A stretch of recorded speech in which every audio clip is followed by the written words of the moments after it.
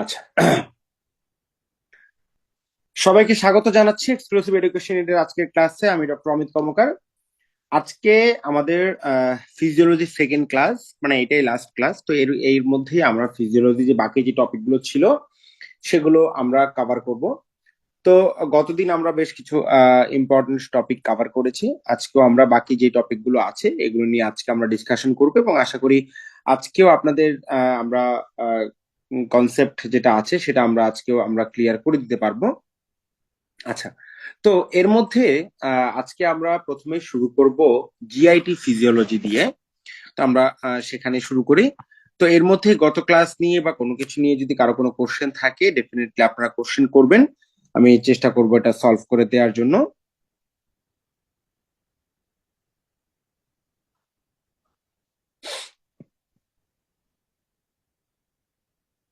আচ্ছা,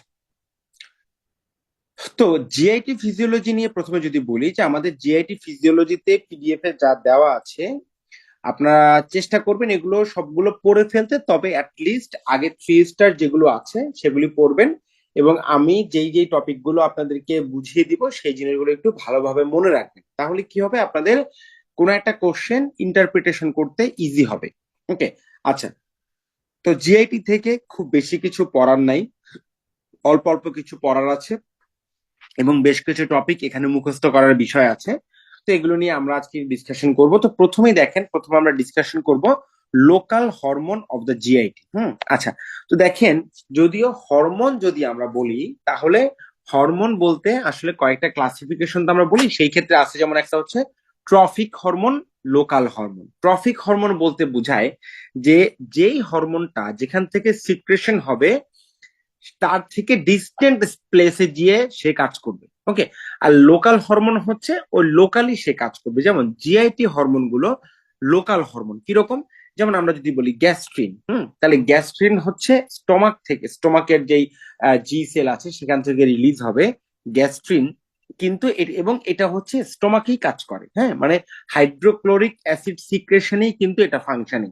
ওকে, that's Y এটাকে বলা হয় লোকাল হরমোন।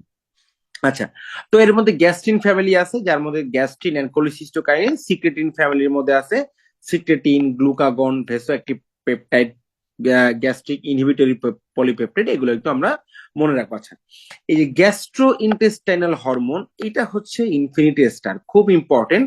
এখান থেকে এই ইনফরমেশন গুলো মনে রাখতে হবে। যেমন দেখেন কিভাবে আমরা মনে রাখবো জিনিসটা। আচ্ছা, তো গ্যাস্ট্রিন হরমোন আসে থেকে, এটা হচ্ছে প্রথম কোশ্চেন, মনে রাখতে হবে। G cell of the antrum, duodenum and jejunum. Okay, আচ্ছা, তো এটা ফাংশন কি করে?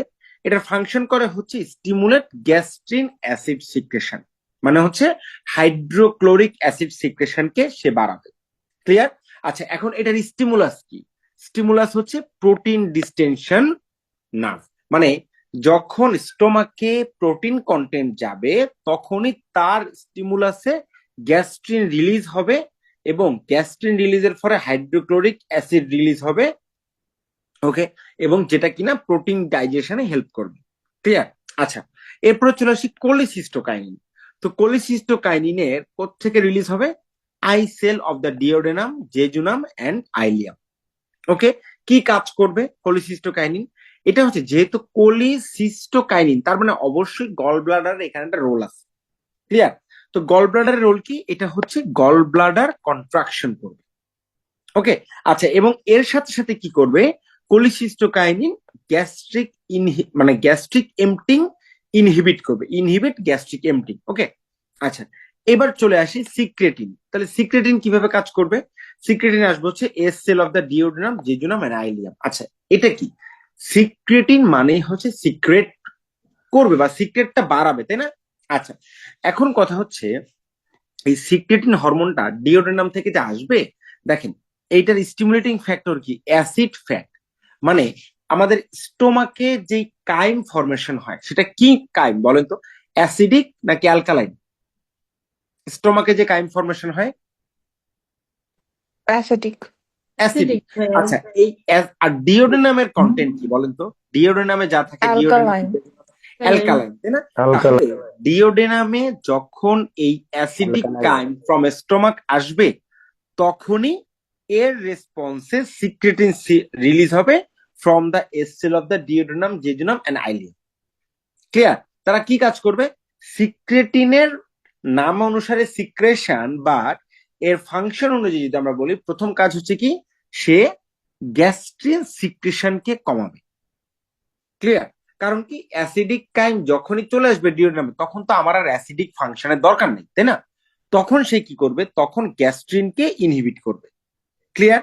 আচ্ছা, এর সাথে সাথে কি করবে দেখেন, যে পেপসিন সিক্রেশন করবে, প্যানক্রিয়াটিক বাইকার্বনেট সিক্রেশন করবে, biliary bicarbonate and inhibit gastrin secretion. বুঝা গেল? আচ্ছা, এছাড়াও কিছু আছে যেমন গ্যাস্ট্রিক ইনহিবিটরি পেপটাইড, মোটিলিন, এই জিনিসগুলো। হ্যাঁ, আচ্ছা, এবার চলে আসি hormonal control of gastro intestinal motility. এটাও ইনফিনিট স্টার, যদি আমাদের এখানে 2 স্টার দেওয়া, বাট এটাও একটু মনে রাখতে হবে। ক্লিয়ার? আচ্ছা, কি মনে রাখবো? ছোট ছোট ইনফরমেশন, যেমন কোলিসিস্টোকাইনিন কি করবে? সে স্টোমাক কন্ট্রাকশন ইনহিবিট করবে। Secretin mild effect on motility of the GIT, gastric inhibitory peptide, mild effect of decreasing motor activity of the stomach, motilin increase gastrointestinal motility। তাহলে আমরা যদি অ্যাজ এ হোল মনে রাখি যে দেখেন, এখানে হচ্ছে কোলিসিস্টোকাইনিন, এটা ইনহিবিট করবে গ্যাস্ট্রিক ইনহিবিটরি, এবং আমাদের যে সিক্রেটিন, এগুলো কি অ্যাজ ইউজুয়াল এগুলো ইনহিবিট করবে, মানে আমাদের যে গ্যাস্ট্রিন, যদিও মাইল্ড ইফেক্ট বলছে এখানে, মানে গ্যাস্ট্রিন রিলিজটা এখানে কমাবে তারা, but motilin increase gastro intestinal motility. Clear? তাহলে এই দুইটা ফাংশন আমরা একটু ভালোভাবে মনে রাখবো। ওকে, আচ্ছা,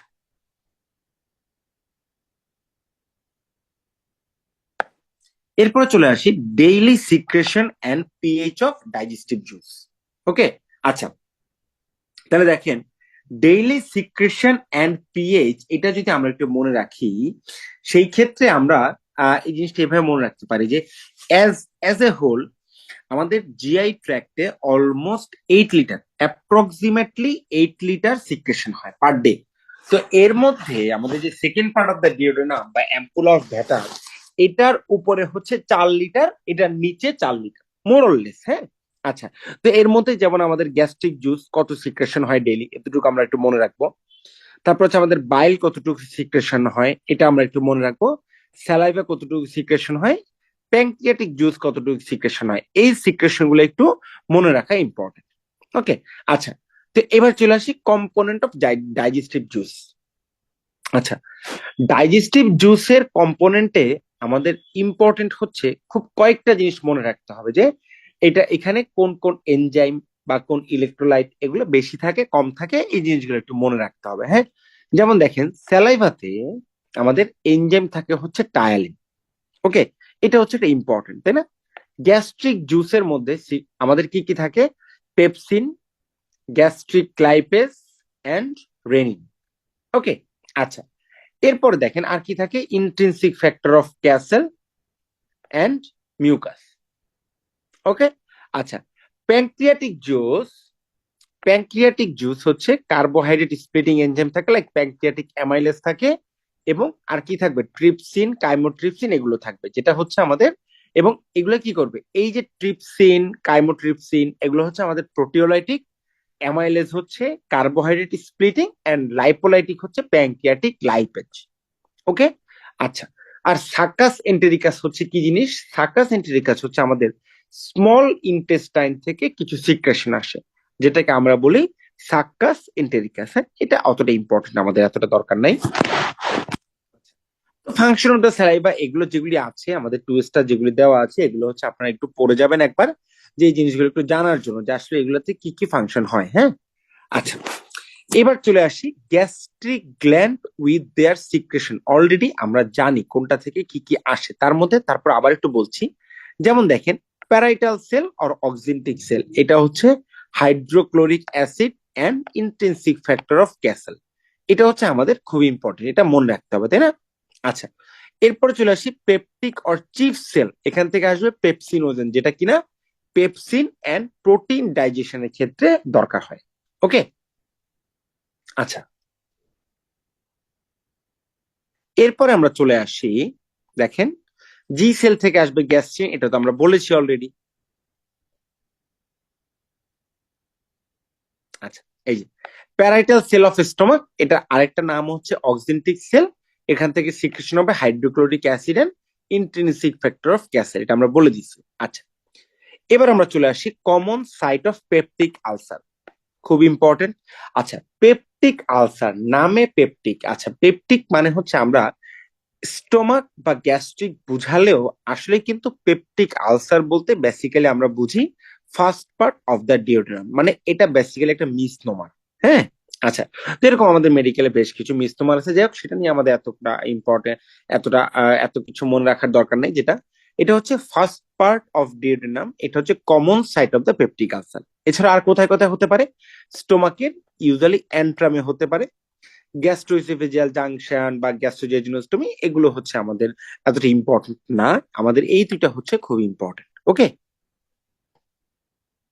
আচ্ছা, এবার আমরা চলে আসি গ্যাস্ট্রিক জুস সিক্রেশনের মধ্যে এই তিনটা জিনিস মোস্ট মোস্ট মোস্ট ইম্পর্টেন্ট, যে গ্যাস্ট্রিক সিক্রেশনকে স্টিমুলেট করে কি কি ফ্যাক্টর। ওকে, এর মধ্যে দেখেন acetylcholine, gastrin and histamine, এই তিনটা সিক্রেশন হচ্ছে গ্যাস্ট্রিক অ্যাসিড বা হাইড্রোক্লোরিক অ্যাসিড সিক্রেশনকে তারা স্টিমুলেট করে। ক্লিয়ার? তো এই জন্য আমাদের কিন্তু এই জিনিসটা খুব ইম্পর্টেন্টলি মনে রাখতে হবে। যেমন দেখেন, এই জন্য আমরা কি করি, এই যে আমাদের যেমন এই যে রেনিটিডিন, সিমেটিডিন, ফেমোটিডিন, এগুলো কি? এগুলো হচ্ছে হিস্টামিন রিসিপ্টর ব্লকার বা H2 রিসিপ্টর ব্লকার, তাই না? তার মানে কি, এদের কাজ হচ্ছে এই হিস্টামিন রিসিপ্টরকে ব্লক করা। আর ওমিপ্রাজল, ইসোমিপ্রাজল, র্যাবিপ্রাজল, এগুলো হচ্ছে কি, এগুলো হচ্ছে প্রোটন পাম্প ইনহিবিটর। ক্লিয়ার? আচ্ছা,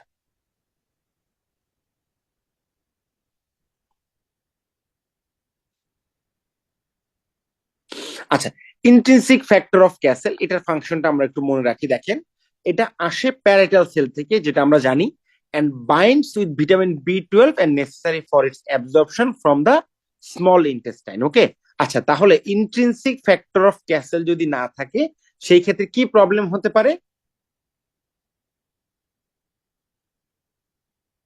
বলেন তো? কি প্রবলেম হতে পারে ইন্ট্রিনসিক ফ্যাক্টর অফ ক্যাসেল যদি না থাকে? Megaloblastic anaemia.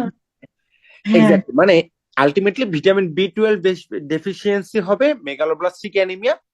আর এই ইন্ট্রিনসিক ফ্যাক্টর অফ ক্যাসেল, এইটার এগেইনস্টে যদি অটো অ্যান্টিবডি ফরমেশন হয়, তখন সেই ক্ষেত্রে কি পাবো আমরা? পার্নিশিয়াস অ্যানিমিয়া পাবো। পার্নিশাস অ্যানিমিয়া। ক্লিয়ার? বুঝা গেল? আচ্ছা, এটা কিন্তু ইম্পর্টেন্ট। ভাইয়া ওকে, আরেকবার একটু বলেন ভাইয়া, আরেকবার আচ্ছা, বলেন এটা। দেখেন, মানে ইন্ট্রিনসিক ফ্যাক্টর অফ ক্যাসেলের ফাংশন হচ্ছে ভিটামিন B12 কে অ্যাবজর্ব করা। ওকে, তাহলে ইন্ট্রিনসিক ফ্যাক্টর যদি ডেফিসিয়েন্সি হয়, তাহলে কি হবে? তাহলে ভিটামিন B12 অ্যাবজর্পশন হইতে পারবে না। তাহলে ভিটামিন B12 যদি অ্যাবজর্পশন না হয়, তাহলে পেশেন্টের কি হবে? মেগালোব্লাস্টিক অ্যানিমিয়া, তাই না? আচ্ছা, জি ভাই, জি আর ভাইয়া। যদি ইন্ট্রিনসিক ফ্যাক্টর অফ ক্যাসেল, যে সেল, তার এগেইনস্টে যদি অটো অ্যান্টিবডি ফরমেশন হয়, ওকে, মানে অটো ইমিউন ডিজিজ হয়, তাহলে সেই ক্ষেত্রে কি হবে? সেই ক্ষেত্রে আমরা ইন্ট্রিনসিক ফ্যাক্টর অফ ক্যাসেল পাচ্ছি না। যেহেতু এটা অটো অ্যান্টিবডি ফরমেশন হয়েছে, সেজন্য আমরা কি পাবো? Pernicious anaemia. ক্লিয়ার? বুঝা গেল? জি ভাইয়া, বুঝতে পারছি ভাইয়া, জি। আচ্ছা, ঠিক আছে, ওকে। এবার আমরা চলে আসি প্যানক্রিয়াটিক সিক্রেশন। ওকে, আচ্ছা, প্যানক্রিয়াটিক সিক্রেশনের মজার ব্যাপার, দুইটা দুইটা টাইপ সিক্রেশন আছে প্যানক্রিয়াস, একটু আমরা মনে রাখবো, দুইটা কথা মনে রাখবো। দেখেন, একটা হচ্ছে হাইড্রোলাইটিক টাইপ, আরেকটা হচ্ছে একবলিক টাইপ। ওকে, আচ্ছা, সো যেখানে H for hydrolytic, H for bicarbonate rich secretion. Clear? Ecbolic type মানে হচ্ছে এনজাইম রিচ সিক্রেশন। ক্লিয়ার? মানে E for ecbolic type, E for enzyme rich. Clear? বোঝা গেল প্রথম কথা? আচ্ছা, দ্বিতীয় কথা আমরা মনে রাখবো, হ্যাঁ, যেহেতু, আরেকবার একটু এই জায়গাটা। আচ্ছা, ওকে ওকে, দেখেন, H for hydrolytic, H for bicarbonate. Clear? বুঝা গেল? এই কথাটা ক্লিয়ার কিনা? জি ভাইয়া। আচ্ছা, E for ecbolic, E for enzyme. এতটুকু তো আমরা মনে রাখতে পারবো, তাই না? পারবো? জি ভাইয়া। ওকে, দ্যাটস গুড। আচ্ছা, এবার দেখেন এতটুকু যদি আমরা মনে রাখতে পারি, তাহলে দেখেন হাইড্রোলাইটিক কথাটার মানে, হাইড্রো তার মানে হচ্ছে ওয়াটার থাকবে এখানে, দ্যাট মিনস দিস ফ্লুইড বা this secretion is watery secretion. Clear? যেহেতু এটা এনজাইম রিচ, তার মানে এটা ঠিক থাকবে। ক্লিয়ার? এইবার লাস্ট ইনফরমেশন যেটা আমাদের লাগবে সেটা হচ্ছে স্টিমুলেশন ফ্যাক্টর বা স্টিমুলেটিং ফ্যাক্টর। যেমন এই যে হাইড্রোলাইটিক টাইপ বা বাইকার্বনেট রিচ টাইপ বা ওয়াটারি টাইপ, এই তিনটা কথা দিয়ে কোশ্চেন আসতে পারে। This is stimulated by secretin.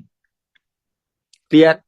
R ecbolic type বা এনজাইম রিচ বা thick type secretion, this is stimulated by cholecystokinin and acetylcholine. Clear? কারো কোনো কোশ্চেন? এনিওয়ান? আরেকবার একটু বলুন। আচ্ছা, আবারও বলতেছি, দেখেন hydrolytic, H for hydrolytic, H for bicarbonate, and hydrolytic means watery secretion. Clear?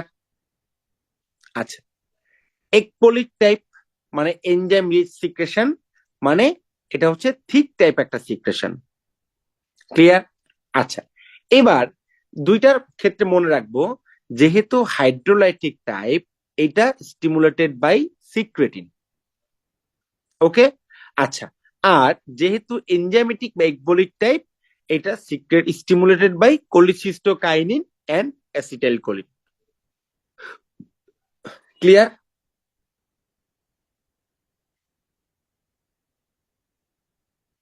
Clear? কারো কোনো কোশ্চেন? এনিওয়ান? আমরা কি বুঝাতে পারছি? ক্লিয়ার। আচ্ছা,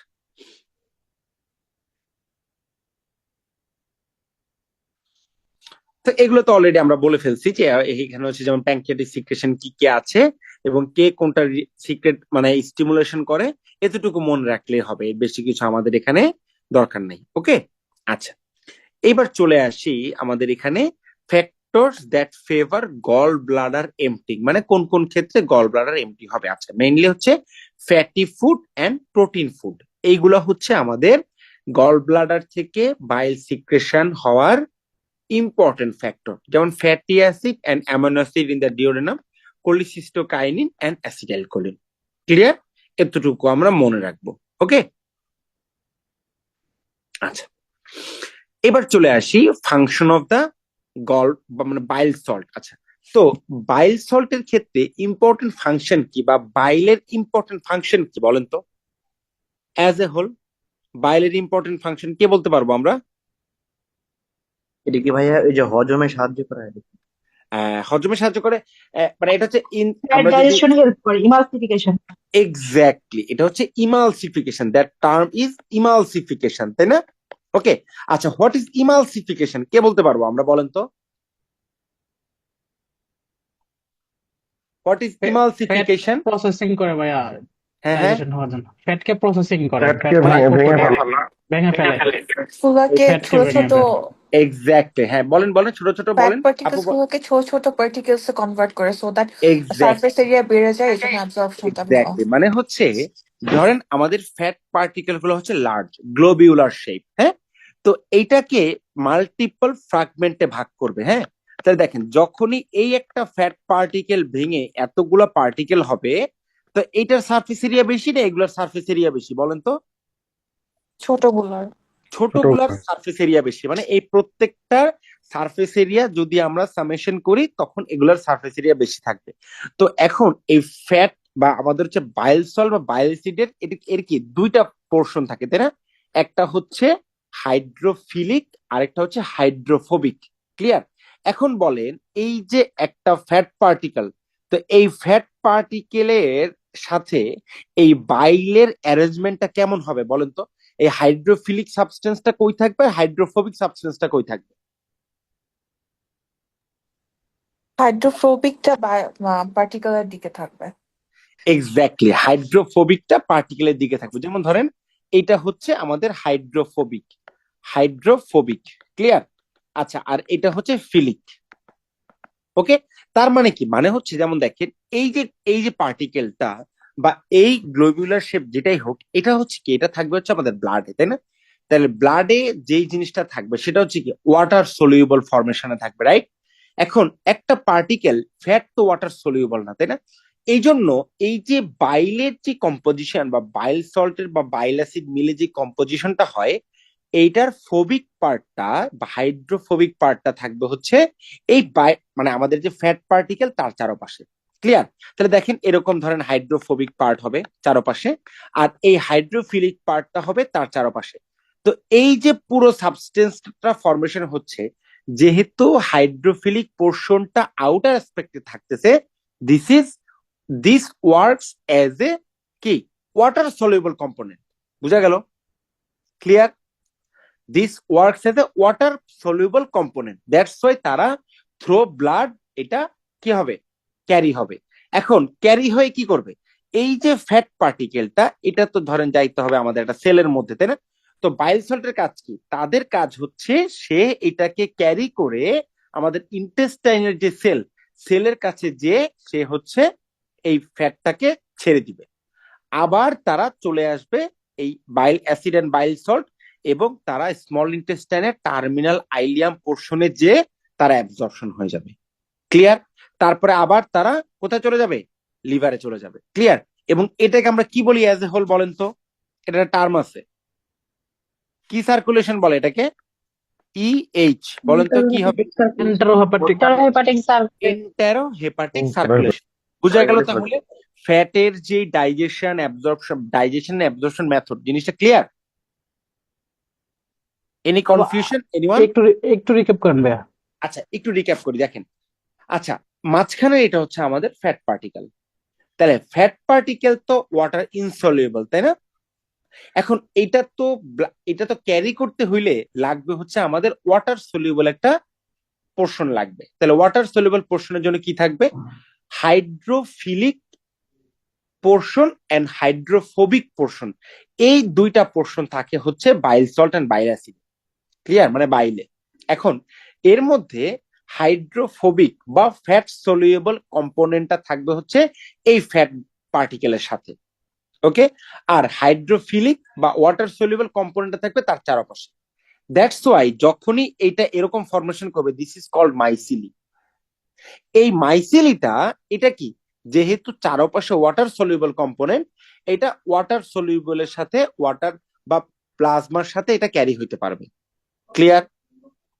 ক্যারি করে সে কোথায় যাবে, তার কাজ হচ্ছে এই ফ্যাট পার্টিকেলটাকে ক্যারি করে এই ইন্টেস্টাইনের সেলের কাছে নেওয়া।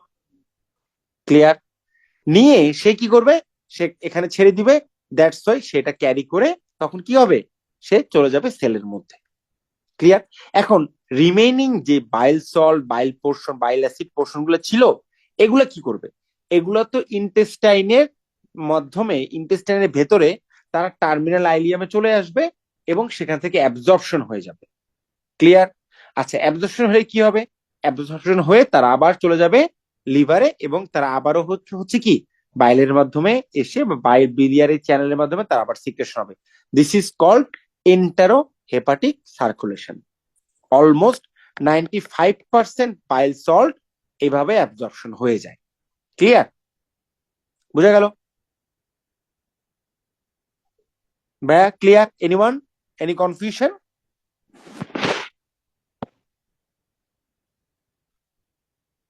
আচ্ছা, তাহলে এবার দেখেন বাইল পিগমেন্ট, একটা হচ্ছে বিলিরুবিন আর একটা হচ্ছে বিলিভার্ডিন, এই দুইটা হচ্ছে বাইল পিগমেন্ট।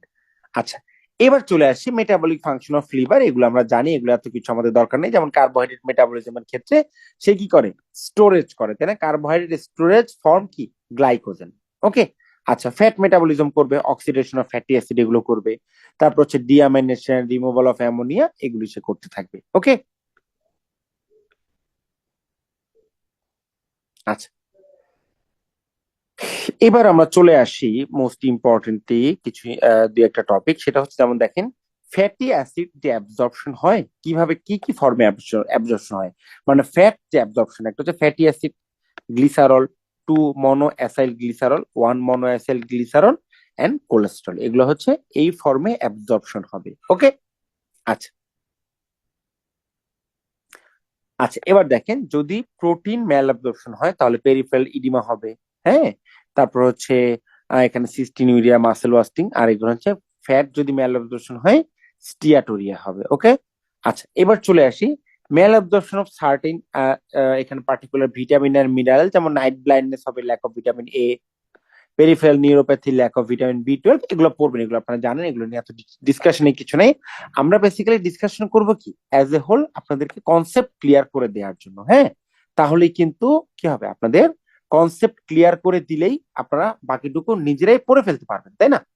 আচ্ছা, এবার দেখেন peristalsis occurs in GIT, bile duct, glandular duct, ureter, এখানে হচ্ছে peristalsis and other smooth muscle tube of the body. Okay, আচ্ছা এবার চলে আসি আমরা এন্টেরিক নার্ভাস সিস্টেম, মানে এই যে আমাদের গ্যাস্ট্রো ইন্টেস্টিনাল ট্র্যাক্ট যে মুভমেন্ট হয়, এই মুভমেন্টে আমাদের দুইটা প্লেক্সাস থাকে, মানে সেটা হচ্ছে ইন্ট্রিনসিক নার্ভ প্লেক্সাস।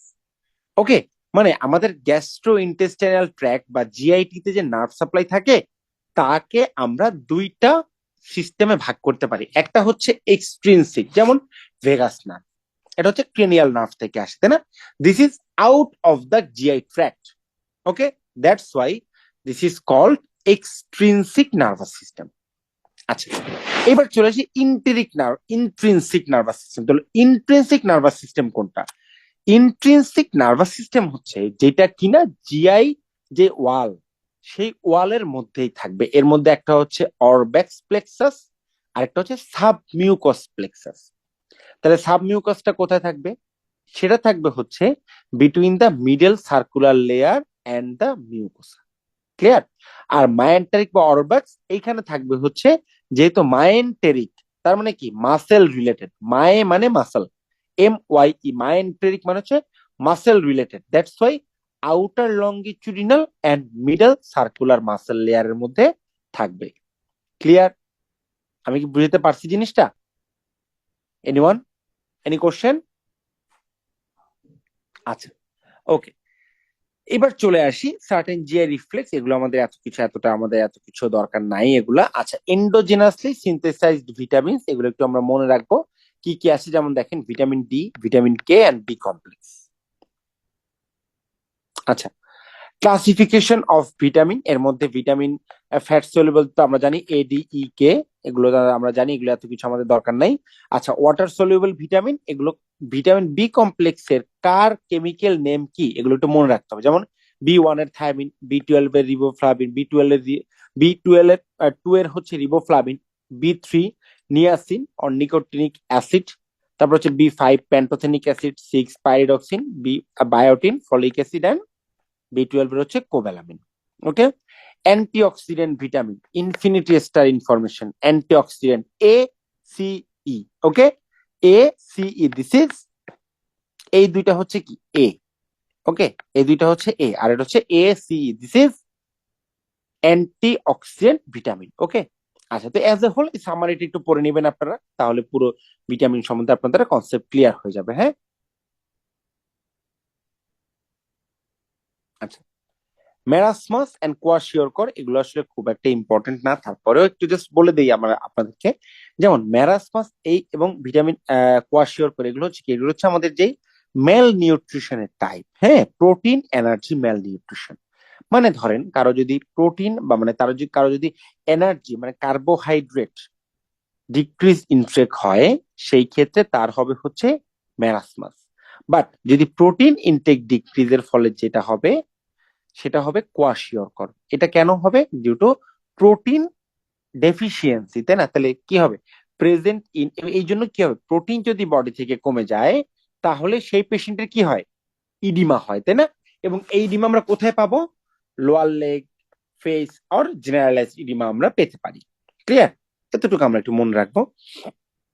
আচ্ছা, ম্যাক্রো মিনারেল কি কি আছে? 6টা: sodium, potassium, calcium, magnesium, phosphorus and chloride. আর মাইক্রো মিনারেল কি কি আছে? ম্যাঙ্গানিজ, আয়োডিন, মলিবডেনাম, হ্যাঁ এগুলো আছে। ওকে, আচ্ছা, এগুলো আমাদের এত দরকার নেই। আচ্ছা, মেটাবলিক পাথওয়ে থেকে আমাদের একটু মনে রাখতে হবে যে আমাদের আচ্ছা, অ্যানাবলিজম এন্ড ক্যাটাবলিজম এগুলো তো আমরা অ্যাজ এ হোল জানি, তাই না? আচ্ছা, অ্যানাবলিক বলতে আমরা কি বুঝবো আর ক্যাটাবলিক বলতে আমরা কি বুঝবো বলেন তো, কে বলতে পারবো? Anabolic and catabolic pathway anabolic মানে তৈরি হওয়া, ক্যাটাবলিক মানে অ্যানাবলিক মানে কি সিনথেসিস, ক্যাটাবলিক কি মানে হচ্ছে হ্যাঁ, ডিগ্রেডেশন। সেটা কি কি সিনথেসিস হবে বলেন তো? প্রোটিনটা এখানে ভাইয়া যে ব্রেকডাউন হতে পারে, প্রোটিন, প্রোটিন কার্বোহাইড্রেট বা লিপিড। কার্বোহাইড্রেট হ্যাঁ, এগুলো ব্রেকডাউন। হ্যাঁ, মানে প্রোটিন প্রোটিন বা লিপিড কার্বোহাইড্রেট এগুলো কি হবে মানে কোনটা হলে কি বলবো এগুলো বলেন ভেঙে তো? যাবে এগুলো। ক্যাটাবলিক হচ্ছে ডিগ্রেডেশন হবে, অ্যানাবলিক হচ্ছে সিনথেসিস হবে। এক্স্যাক্টলি তার মানে মেইনলি ফোকাস হচ্ছে প্রোটিন অ্যান্ড ফ্যাট। মানে যে সকল হরমোন বা যে সকল পাথওয়ে প্রোটিন বা ফ্যাট ব্রেকডাউন হবে তাদেরকে আমরা বলবো ক্যাটাবলিক পাথওয়ে বা ক্যাটাবলিক হরমোন। ক্লিয়ার? আর যে সকল পাথওয়ে বা যে সকল হরমোন প্রোটিন অ্যান্ড ফ্যাট সিনথেসিসে হেল্প করবে তাদেরকে আমরা বলবো অ্যানাবলিক হরমোন বা অ্যানাবলিক পাথওয়ে। ক্লিয়ার? বুঝা গেল? কারো কোনো কনফিউশন? আচ্ছা, তাহলে এই anabolic pathway and catabolic pathway কি কি আছে এগুলো একবার করে একটু পড়বেন, এগুলো এত কিছু দরকার নেই। আচ্ছা, মেটাবলিক পাথওয়ে ইন সাইটোপ্লাজম, এটাও infinity star information. Metabolic pathway in mitochondria, এটাও ইনফিনিটেস্টার ইনফরমেশন। ওকে, ক্লিয়ার? আচ্ছা, এবং এই যে এই সকল কোশ্চেন গুলো না, বা এই যে আমরা এই পিডিএফটা যে আপনাদেরকে দিচ্ছি বা এই জিনিসগুলো পড়াচ্ছি, এগুলো প্রতিটা জিনিসই কিন্তু আপনাদের সামনে, আপনারা যে আমাদের যে আপনারা যদি এক্সাম দিয়ে থাকেন, এফসিপিএস বলেন বা রেসিডেন্সি বলেন বা আগামী বছরে ডিপ্লোমা বলেন, এই প্রতিটা ইনফরমেশন কিন্তু ইম্পর্টেন্ট। ওকে, এবং গত ক্লাসও আপনাদেরকে বলেছি, এই ক্লাসও আপনাদেরকে বলছি যে আমরা কিন্তু এক্সক্লুসিভ এডুকেশন এই পিএসসি এই এক্সাম ব্যাচের এটার সাথে বা পিএসসির এক্সামের জন্য আমরা যে নতুন ব্যাচ চালু করেছি বা যে ব্যাচটাতে আপনারা আছেন রানিং ব্যাচ, এটা ছাড়াও আমরা ডিপ্লোমার পরে একটা নতুন ব্যাচ শুরু করছি এবং তার সাথে সাথে আমাদের রেসিডেন্সি, এফসিপিএস এই ব্যাচগুলো কিন্তু অলরেডি আমাদের রানিং আছে। তো যারা আপনারা এই পরীক্ষার পাশাপাশি ওগুলার প্রিপারেশন নিতে চান, ওই ওই ওই ব্যাচগুলোতে আপনারা কিন্তু এনরোল করতে পারেন এবং এই পড়াগুলো কিন্তু আপনাদের সেই পরীক্ষাতেও কিন্তু হেল্প করবে। ওকে, আচ্ছা, তো মেটাবলিক পাথওয়ে ইন মাইটোকন্ড্রিয়াতে কি কি আছে, যেমন TCA cycle, beta oxidation of fatty acid, respiratory chain বা ইলেকট্রন ট্রান্সপোর্ট সিস্টেম, কিটোজেনেসিস, অক্সিডেটিভ ডিঅ্যামিনেশন, এগুলো কিন্তু মনে রাখতে হবে। হ্যাঁ, বোথ মাইটোকন্ড্রিয়ান সাইটোপ্লাজমে কি কি আছে এই সবগুলো জিনিস খুবই ইম্পর্টেন্ট। ওকে, আচ্ছা আচ্ছা, গ্লাইকোলাইসিস দেখেন, অ্যারোবিক গ্লাইকোলাইসিসে আমাদের এটিপি তৈরি হয় 8টা, অ্যানারোবিকে এটিপি তৈরি হয় 2টা। অ্যারোবিকে ইন প্রোডাক্ট হিসেবে পাবো পাইরুভেট, অ্যারোবিকে, আর অ্যানারোবিকে পাবো হচ্ছে ল্যাকটেট। এটা একটু আমাদের মনে রাখতে হবে। হ্যাঁ, আচ্ছা, এরপর আমরা চলে আসি যেমন সোর্সেস অফ পাইরুভেট। তাহলে পাইরুভেট কোত্থেকে আসবে? একটা হচ্ছে গ্লাইকোলাইসিস প্রসেসে গ্লুকোজ অক্সিডেশন হয়ে, গ্লাইকোলাইসিস থেকে গ্লুকোজ যখন অক্সিডেশন হয় in the process of glycolysis, first প্রোডাক্টটাই তৈরি হয় পাইরুভেট। এছাড়াও lactic acid oxidation, alanine deamination, হ্যাঁ, এগুলোতে কিন্তু তৈরি হতে পারে। ওকে, আচ্ছা, এবার পাইরুভেট থেকে কি হবে? পাইরুভেট থেকে ল্যাকটেট ফর্মেশন হবে, অ্যালানিন, অ্যাসিটাইল কোয়ে অক্সিডেশন হবে, এগুলো তৈরি হবে। ওকে, আচ্ছা, আবার অ্যাসিটাইল কোয়ের সোর্স কি? পাইরুভেট একটা অ্যাসিটাইল কোয়ের সোর্স, তাই না? এছাড়াও amino acid oxidation, beta oxidation এগুলোর মাধ্যমেও হতে পারে। হ্যাঁ, আচ্ছা, vitamin essential for TCA cycle, এটা একটু আমরা মনে রাখবো।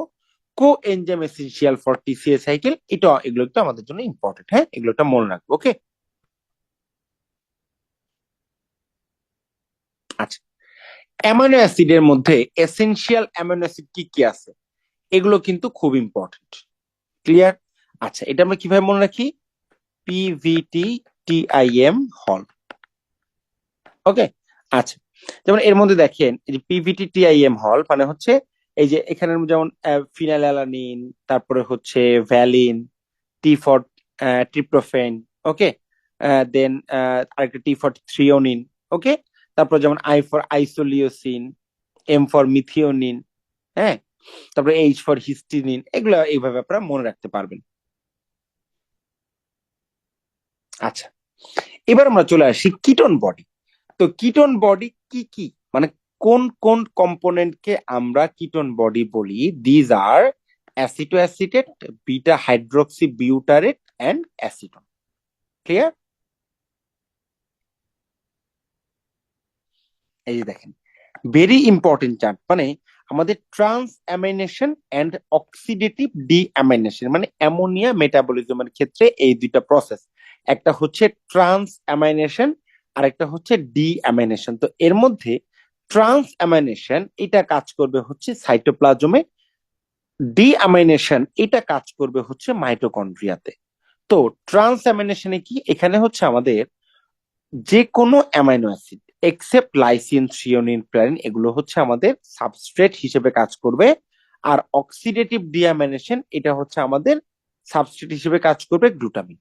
ওকে, এবং এর ফলে যেমন দেখেন অক্সিডেটিভ ডিঅ্যামাইনেশন, এখানে তৈরি হবে হচ্ছে অ্যামোনিয়া, আর এখানে তৈরি হবে হচ্ছে কিটো অ্যাসিড। ক্লিয়ার? আচ্ছা, টাইপ অফ লিপোপ্রোটিন এগুলো তো আমরা জানি অ্যাজ এ হোল, যেমন chylomicron, VLDL, LDL and HDL. এর মধ্যে এইচডিএলটা কি, এটা হচ্ছে আমাদের জন্য কি উপকারী, তাই না? এইচডিএলটা বেশি থাকা ভালো, কারণ কি, এটা কি করে দেখেন, এটা হচ্ছে cholesterol scavenger in peripheral tissue and remove cholesterol from peripheral tissue. আচ্ছা, মানে হচ্ছে এই যে আমরা ফ্যাট ডাইজেশন বা ফ্যাট যেই আমাদের যেই মেটাবলিজমের ক্ষেত্রে একটা ইম্পর্টেন্ট কম্পোনেন্ট হচ্ছে কি লিপোপ্রোটিন ফরমেশন, তাই না? Lipid plus protein. তো এর মধ্যে আমাদের এই লিপোপ্রোটিনটা ফরমেশন হয় কোথায়? লিভারে, তাই না? তো যেই লিপোপ্রোটিন গুলা সেন্ট্রাল বডির সেন্ট্রাল পার্ট থেকে পেরিফেরাল টিস্যুতে ফ্যাট নিয়ে যায়, তারা হচ্ছে খারাপ। কারণ কি, আমাদের পেরিফেরাল যে ভেসেল আছে, সেই পেরিফেরাল ভেসেল গুলোতে যদি ফ্যাট অ্যাকুমুলেশন হয়, তখন কি হতে পারে, কি প্রবলেম হতে পারে বলেন তো? Atherosclerosis. Exactly, peripheral atherosclerosis. Vascular disease. তাহলে তাহলে হেলদি কারা বা ইউজফুল কারা? যারা পেরিফেরাল টিস্যু থেকে বা পেরিফেরাল ভেসেল থেকে এই ফ্যাটটাকে সেন্ট্রালে নিয়ে এসে মেটাবলিজম করে ফেলবে, তাই না? তারা হচ্ছে এইচডিএল। ক্লিয়ার? দ্যাটস ওয়াই এরা কি করবে, এইচডিএল বেশি থাকলে তারা পেরিফেরাল টিস্যু থেকে ফ্যাটটা সেন্ট্রালে নিয়ে এসে মেটাবলিজম করে ফেলবে। দ্যাটস ওয়াই দিস ইজ কি করবে, এটা কি করবে, this process reduces the risk of developing atherosclerosis. Clear? বুঝা গেল? Any confusion anyone? আচ্ছা, এবার চলে আসি certain metabolic fuel for tissue, যেমন ব্রেইন টিস্যু, এটা হচ্ছে ওয়েল ফেড স্টেটে গ্লুকোজ এবং স্টারভেশনে কিটোন বডি। হার্ট, এটা হচ্ছে ওয়েল ফেড স্টেটে ফ্যাটি অ্যাসিড এন্ড প্রলং স্টেটে সে ketone body and fatty acid. Skeletal muscle fasting এ করবে ফ্যাটি অ্যাসিড এন্ড প্রলং স্টারভেশনেও ফ্যাটি অ্যাসিড। ওকে, এই যে অর্ডার অফ প্রিফারেন্স, হ্যাঁ, নর্মাল স্টেটে ব্রেন গ্লুকোজ, ফাস্টিং এ skeletal muscle glucose and ketone body, আর হার্টে হচ্ছে কিটোন বডি। আচ্ছা, এবার চলে আসি আমরা renal physiology and body fluid, খুবই খুবই খুবই ইম্পর্টেন্ট। আচ্ছা, রেনাল ফিজিওলজি এন্ড বডি ফ্লুইডে কয়েকটা ইম্পর্টেন্ট বুঝার জিনিস আছে, সেগুলো একটু বলে দিব আমি, আর বাকি জিনিসগুলো আপনারা অ্যাজ এ হোল পারবেন, নো টেনশন। হ্যাঁ, আচ্ছা, তো এর মধ্যে এই যে আমরা কিন্তু এতক্ষণে জিআই ফিজিওলজি এন্ড মেটাবলিজম কিন্তু আমরা পড়ে ফেলেছি। ওকে, তো এর মধ্যে কারো যদি কোনো কোশ্চেন থাকে, এনিওয়ান?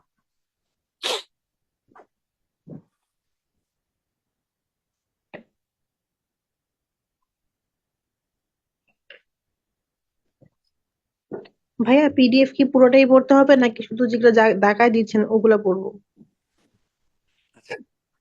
পুরো পিডিএফটা যদি পড়তে পারেন ডেফিনেটলি ভালো, কারণ কি এই পিডিএফ এর ইনফরমেশন গুলো not only APS-C non cadre exam, আপনার পোস্ট গ্রাজুয়েশন এক্সামেও কাজে লাগবে। দ্যাটস ওয়াই যদি সময় থাকে তাহলে পুরো পিডিএফটা পড়ে ফেলবেন। বাট পড়ার স্ট্র্যাটেজি যদি আমি বলি, সেই ক্ষেত্রে প্রথমে যখন আপনি পড়বেন, যে আজকের ক্লাসের পরে আপনারা যখন এরপরে যখন পড়বেন, প্রথমে চেষ্টা করবেন যদি সময় থাকে এই ক্লাসটা আবার আপনারা করবেন, যেহেতু রেকর্ডেড থাকবে। আবার একটু শুনবেন, জাস্ট শুনে যাবেন, নাথিং এলস। শোনার পরে কি হবে, আপনার কিন্তু অলরেডি একটা মেমোরি ক্রিয়েট হয়ে যাবে যে এই এই জিনিসগুলো আমরা পড়েছি, এই জিনিসগুলো আমরা বলেছি। ওকে, এরপরে পুরো পিডিএফটা একবার রিভাইজ করবেন, জাস্ট একবার করে রিডিং করবেন। তাতে করে দেখবেন কি অলরেডি শুনে তো অনেকখানি ক্লিয়ার হয়ে যাবে। একবার পড়ার পরে ম্যাক্সিমাম পড়াই দেখবেন আপনার মাথায় গেঁথে গেছে। এরপরে যেই জিনিসগুলো মুখস্থ করতে হবে, মানে যে জিনিসগুলো মাস্ট পড়তে হবে, সেটা হচ্ছে 3 স্টার দেওয়া, এবং আমি যেগুলো হাইলাইট করে দিয়েছি এগুলি আগে পড়বেন। এরপরে যদি সময় থাকে তারপরে 2 স্টার, তারপরে 1 স্টার, এইভাবে পড়বেন যদি অ্যাডিকুয়েট টাইম আপনাদের হাতে থাকে। এখন অ্যাডিকুয়েট টাইম নাই, সেই ক্ষেত্রে আগে 3 স্টার পড়েন, বা যেগুলো দাগিয়ে দিয়েছি সেগুলি পড়েন, তারপরে 2 স্টার, তারপরে 1 স্টার। ক্লিয়ার? বুঝা গেল? ভাই এটা হার্ড কপি কোথায় পাওয়া যাবে? আচ্ছা, আমাদের এই বইয়ের হার্ড কপি কিন্তু অ্যাভেলেবেল আছে। আপনারা আমাদের যে অফিসিয়াল যে নাম্বারটা আছে, এই নাম্বারে অথবা আমাদের ফেসবুক গ্রুপে অথবা ফেসবুক পেজে পোস্ট দেওয়া আছে। আপনাদের যাদের যাদের এই বইটা লাগবে তারা কিন্তু কমেন্ট করতে পারেন যে আপনাদের বইটা লাগবে, তাহলে আমরা আপনাদের সাথে কন্ট্যাক্ট করে বইটি পাঠিয়ে দিব। এবং এই বইটা কিন্তু কুরিয়ার চার্জ একদম ফ্রি। ওকে, আপনারা কিন্তু আপনাদের যাদের যাদের দরকার আপনারা কিন্তু জানাতে পারেন। আমাদের এই বইটার হার্ড কপি কিন্তু রেডি আছে। ওকে, আচ্ছা, তো এবার আমরা চলে আসি renal physiology and body fluid. হ্যাঁ, এখানেও অল্প পড়া, খুব বেশি পড়া নাই, তবে কয়েকটা জিনিস আছে যে জিনিসগুলো আমি একটু আপনাদেরকে বোঝানোর চেষ্টা করব। ওকে, আচ্ছা, তো দেখেন এই যে ক্লাসিফিকেশন অফ নেফ্রন, এখানে টুইস্ট আছে। আমরা ছোটবেলা থেকে আমরা যে নেফ্রনের ক্যারেক্টারিস্টিক্স বা নেফ্রনের যে ফিগারটা দেখে আসি, সেখানে কি দেখি যে আমরা হচ্ছে প্রক্সিমাল কনভলিউটেড টিউবিউল, সেখান থেকে হচ্ছে নামবে, তাই না, লুপ হবে, তাই না। আবার ডিস্টাল কনভলিউটেড টিউবিউল, যেমন ধরেন এটা হচ্ছে আমাদের এটা হচ্ছে আমাদের গ্লোমেরুলাস, অ্যাফারেন্ট ইফারেন্ট, দেন এখানে হচ্ছে আমাদের Bowman's capsule, proximal convoluted tubule, তাই না। এরপরে হচ্ছে loop of Henley, distal convoluted tubule, তাই না। এরকমই কিন্তু আমরা একটা ছবি ছোটবেলা থেকে পড়ে আসছি, তাই তো। এরপর হচ্ছে আমাদের কালেক্টিং ডাক্ট, তাই না। এই কালেক্টিং ডাক্ট এসে এখানে চলে গেছে। বাট এই যে কম্পোনেন্টটা আছে, এইটাকে আমরা বলি কর্টিক্যাল নেফ্রন। কিছু আছে জাক্সটা মেডুলারি নেফ্রন। ওকে, এই যে দেখেন এই জাক্সটা মেডুলারি নেফ্রনের একটা ইম্পর্টেন্ট ক্যারেক্টারিস্টিক্স হচ্ছে তাদের এই যে ডিস্টাল যেই আমাদের মানে হচ্ছে কনভলিউটেড টিউবিউল, এই ডিস্টাল কনভলিউটেড টিউবিউলটা এইটা থাকে হচ্ছে এই যে আমাদের অ্যাফারেন্ট অ্যান্ড ইফারেন্ট আর্টারিওল, এদের মাঝখানে। বুঝতে পারছেন? যেমন আমি যদি বলি দিস ইজ ওকে, এটা হচ্ছে আমাদের গ্লোমেরুলাস অ্যাফারেন্ট ইফারেন্ট, এটা হচ্ছে বোমেন্স ক্যাপসুল, এই proximal convoluted tubule, loop of Henley এসে তারা ধরেন ডিস্টাল কনভলিউটেড টিউবিউলটা থাকবে হচ্ছে এখানে। মানে অনেকটা আমি যদি ডায়াগ্রামেটিক ফিগার বলি, তারা এরকম ভাবে থাকবে। হ্যাঁ, তো এখান থেকে তারা হচ্ছে আমাদের ধরেন কালেক্টিং ডাক্টে যাবে। এই যে এখানে যে কমপ্লেক্সটা তৈরি হচ্ছে, distal convoluted tubule, afferent arteriole, efferent arteriole, glomerulus, এই যে কমপ্লেক্সটা, this is juxtamedullary complex.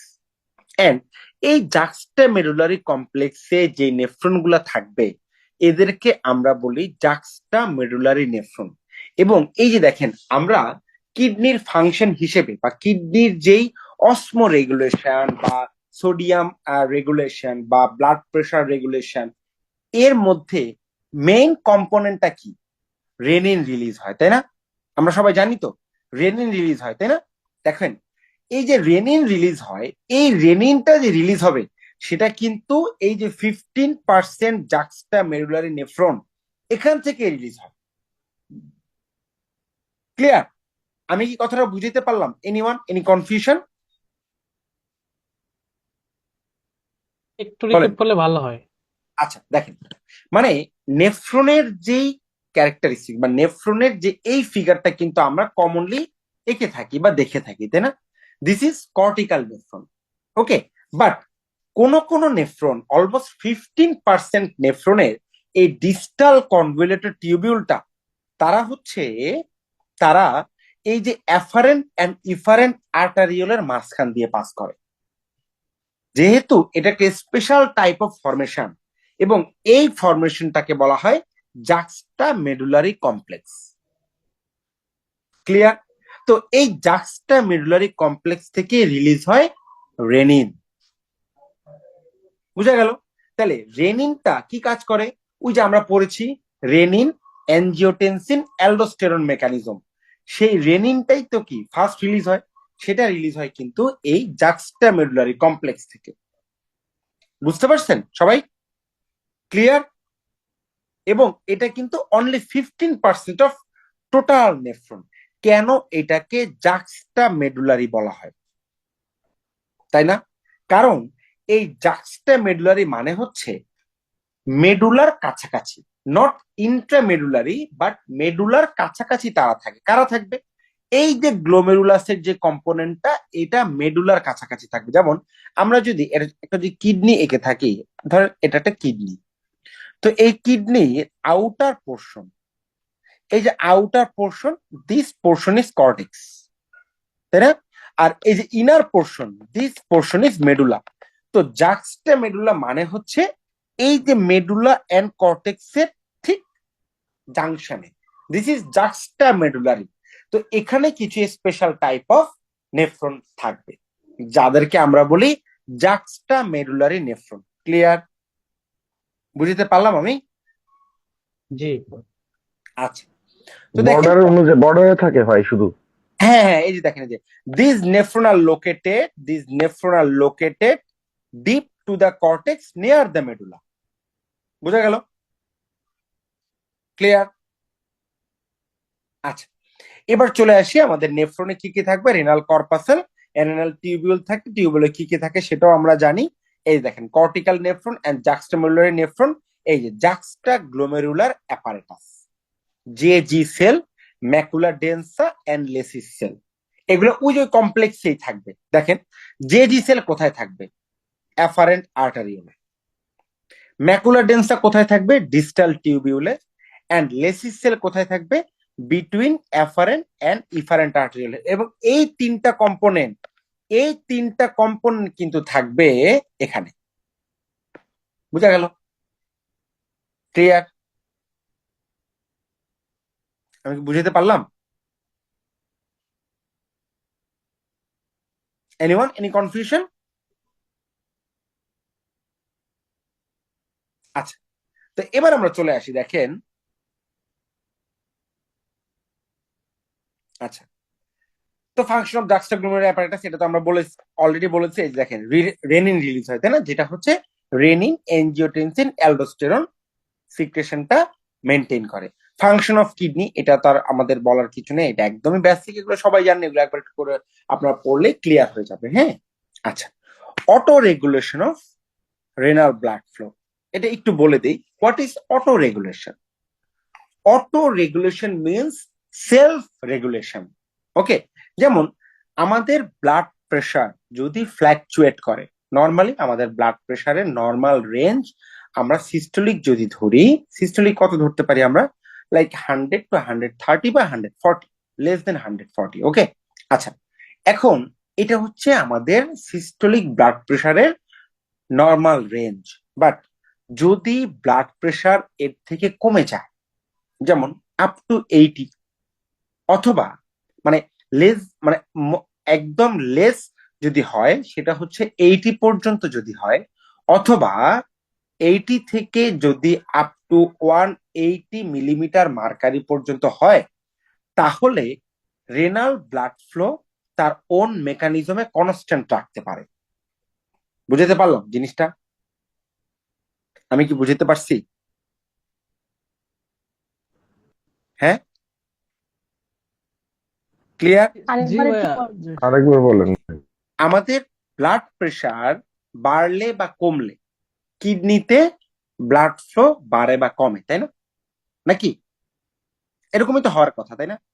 কিন্তু রেনাল অটো রেগুলেশন এটা একটা কিডনির একটা স্পেশাল ফাংশন, যে অটো রেগুলেশন করতে পারে। What is the auto regulation? মানে আমাদের ব্লাড প্রেশার মানে সিস্টোলিক ব্লাড প্রেশার বা সিস্টেমিক প্রেশার যদি 80 to 180 মিলিমিটার মার্কারি হয়, তাহলে যাই হোক না কেন তার জিএফআর মানে গ্লোমেরুলার ফিল্ট্রেশন রেট সেটা কনস্ট্যান্ট রাখতে পারবে সে।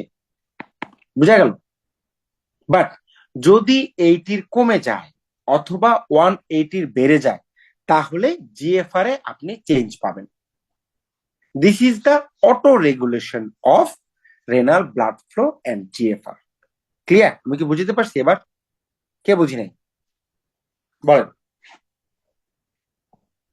এনিওয়ান?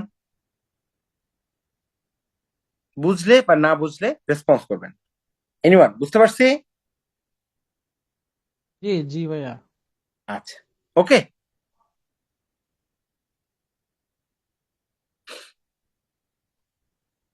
ওকে, প্রসেস তাহলে করেন এবার ভাই। হ্যাঁ, এবার আমরা চলে আসি আমাদের নেক্সট। দেখেন তো এরপর আমরা চলে আসি আমাদের নেক্সট টপিকে, সেটা হচ্ছে এই দেখেন hormone and autacoid that influence GFR. এখানে কয়েকটা জিনিস একটু জাস্ট একবার রিডিং পড়ে যাবেন এগুলো, হ্যাঁ এত কিছু না, রিডিং পড়ে যাবেন। এই যে substance used for measuring GFR, এগুলো একদমই মুখস্থ পড়া, এই পড়া এগুলো একটু মনে রাখতে হবে যে আমরা জিএফআর মেনটেনেন্সের জন্য কি কি মানে সাবস্টেন্স ইউজ করি। Inulin, EDTA, mannitol, sucrose, sorbitol and radio active level vitamin বি12। ওকে, আচ্ছা এই যে সাবস্টেন্স রিঅ্যাবজর্বড বাই কিডনি টিউবিউলস। হ্যাঁ, এর মধ্যে দেখেন water, glucose, amino acid, vitamins, অ্যাসিটো acetate, এগুলো আমরা একটু মনে রাখবো। হ্যাঁ, আচ্ছা এরপরে দেখেন এর মধ্যে actively absorbed glucose, amino acid মানে হচ্ছে অ্যাক্টিভ ট্রান্সপোর্টের মাধ্যমে যাবে। হ্যাঁ, প্যাসিভলি অ্যাবজর্ব হচ্ছে ওয়াটার অ্যান্ড ক্লোরাইড। ওকে, এগুলো একটু আমরা মনে রাখবো। হ্যাঁ, আচ্ছা percentage of reabsorption of water, যেমন দেখেন প্রক্সিমাল কনভলিউটেড টিউবিলে অলমোস্ট 60 to 70% ওয়াটার অ্যাবজর্পশন হবে। ওকে, এটা একটা ইম্পর্টেন্ট ইনফরমেশন। তার থেকেও ইম্পর্টেন্ট ইনফরমেশন হচ্ছে যেটা ইনফিনিটি স্টার, যে এই যে আমাদের রেনাল টিউবিউলে কোথায় ওয়াটার রিঅ্যাবজর্পশন হবে না, this is the ascending limb of loop of Henle. এটা কিন্তু ইনফিনিটি স্টার। ক্লিয়ার? বুঝা গেল? Ascending limb of loop of হেনলিতে কি ওয়াটার রিঅ্যাবজর্পশন একদমই হয় না। ক্লিয়ার? আচ্ছা এবার চলে আসি hormone that regulate tubular reabsorption. হ্যাঁ, আচ্ছা এডিএইচ কোথায় কাজ করে? Distal convoluted tubule and collecting ডাক্টে। কি কাজ করবে? Antidiuretic. কথাটার মানে কি, আমরা কি বুঝি বলেন তো? অ্যান্টি ডাইইউরেটিক কথাটার মানে কি? ডায়ালিসিসের বিরুদ্ধে, ডায়ালিসিসের দিবে না, মানে হচ্ছে যে হ্যাঁ বলেন। ওয়াটার পানি বের রিঅ্যাবজর্পশনটা, করতে দিবে না। পানি রিঅ্যাবজর্পশনটা কমাবে। রিঅ্যাবজর্ব পানি রিঅ্যাবজর্পশন কি করবে? বাড়াবে ভাইয়া, বাড়াবে, বাড়াবে। বাড়াবে, অ্যান্টি বাড়াবে। ডায়োরেটিক মানে ওয়াটার বের হইতে দিবে না। বের হইতে না দিলেই কি পানি বডিতে বাড়বে, তাই না? তার মানে কি ইনক্রিজ ওয়াটার রিঅ্যাবজর্পশন। ক্লিয়ার? এবার চলে আসি অ্যালডোস্টেরন। এটা কোথায় কোথায় রিলিজ হয়, কোথায় কাজ করে? কালেক্টিং টিউবিউলে, তাই না? আচ্ছা, তো কালেক্টিং টিউবিউলে এখানে অ্যালডোস্টেরনের কাজ কি বলেন তো? বলেন অ্যালডোস্টেরনের কাজ কি? সোডিয়াম ক্লোরাইড ওয়াটার রিঅ্যাবজর্পশন বাড়াবে, হুম, পটাশিয়াম রিঅ্যাবজর্পশন পটাশিয়াম সিক্রেশন বাড়াবে। আর পটাশিয়াম, যেখানেই পটাশিয়াম সেখানে কি থাকবে বলেন তো? সোডিয়াম। সোডিয়াম থাকবে। নো নো নো, মানে হচ্ছে যেখানেই পটাশিয়াম তার সাথে হোমোলোগাস কি থাকবে? গ্লুকোজ। হাইড্রোজেন। হাইড্রোজেন আয়ন মানে পটাশিয়াম এন্ড হাইড্রোজেন আয়ন কমাবে। This is the function of aldosterone. Clear? বুঝা গেল? ক্লিয়ার? আচ্ছা প্রসেসটা হ্যাঁ, এবার আমরা চলে আসি অ্যানজিওটেনসিন 2, তারপর হচ্ছে প্যারাথরমোন, প্যারাথাইরয়েড হরমোন, এগুলো তো আমরা প্যারাথাইরয়েড এগুলো আমরা পড়বো এগুলো সামনে। আচ্ছা hormone and autacoid that influence GFR, এগুলো একটু পড়বেন অ্যাজ এ হোল, এগুলো সবকিছুই পারা যাবে। আচ্ছা ইউরিন ফরমেশন মানে ইউরিন ফর্মেশন কিভাবে হবে আসলে, তাই না? দেখেন আমাদের, দেখেন জিএফআর অলমোস্ট কি অলমোস্ট কিন্তু আমাদের মানে কত 125 ml/মিনিট, তাই না? তার মানে আমাদের অলমোস্ট পার ডে 180 ml এর 180 লিটারের মতো জিএফআর হয়, বাট আমাদের ইউরিন আউটপুট তো 1.5 লিটার, তাই না? তার মানে কি গ্লোমেরুলার ফিল্ট্রেট যতটুকু হচ্ছে তার ম্যাক্সিমামে কি রিঅ্যাবজর্পশন হয়ে যাচ্ছে, তাই না? তো রিঅ্যাবজর্পশন হয়ে যতটুকু অল্প একটু যা থাকতেছে সেটা হচ্ছে ইউরিন হিসেবে আমাদের যাবে, তাই না? এখন দেখেন এই যে আমাদের গ্লোমেরুলার ফিল্ট্রেট মানে ব্লাড ফিল্ট্রেশন হয়ে যতটুকু আসবে, এই জিনিসটাই কি শুধুমাত্র আমাদের টিউবিউলে থাকে নাকি এটার সাথে আরো কোনো কিছু অ্যাড হয় বলেন তো, বলেন। মানে আমাদের রেনাল, হ্যাঁ বলেন তো। কোয়েশ্চেনটা বুঝে নেবে। মানে হ্যাঁ, মানে আমাদের রেনাল টিউবিউলে যেই ফ্লুইডটা থাকবে এটা শুধুমাত্রই কি গ্লোমেরুলার ফিল্ট্রেট নাকি এর সাথে আরো কোনো কম্পোনেন্ট থাকবে? ফ্লুইডের সাথে তো ভাই আরো থাকবে, কি আরো থাকবে? কম্পোনেন্ট থাকবে। এটা কি থাকবে মানে, মানে গ্লোমেরুলার ফিল্টার হচ্ছে ব্লাড থেকে আসতেছে, বাট আরেক আরেক আর অন্য কোন সোর্স থেকে এই এই টিউবুলে কোনো ফ্লুইড আসবে বা কোনো কিছু আসবে? ফ্লুইড তো ভাই শুধু ব্লাড থেকেই আসবে, অন্য জায়গা থেকে আসবে তো জানি না আচ্ছা, এখন। আরেকটা জিনিস এই যে দেখেন, মানে দেখেন আমাদের এটা হচ্ছে,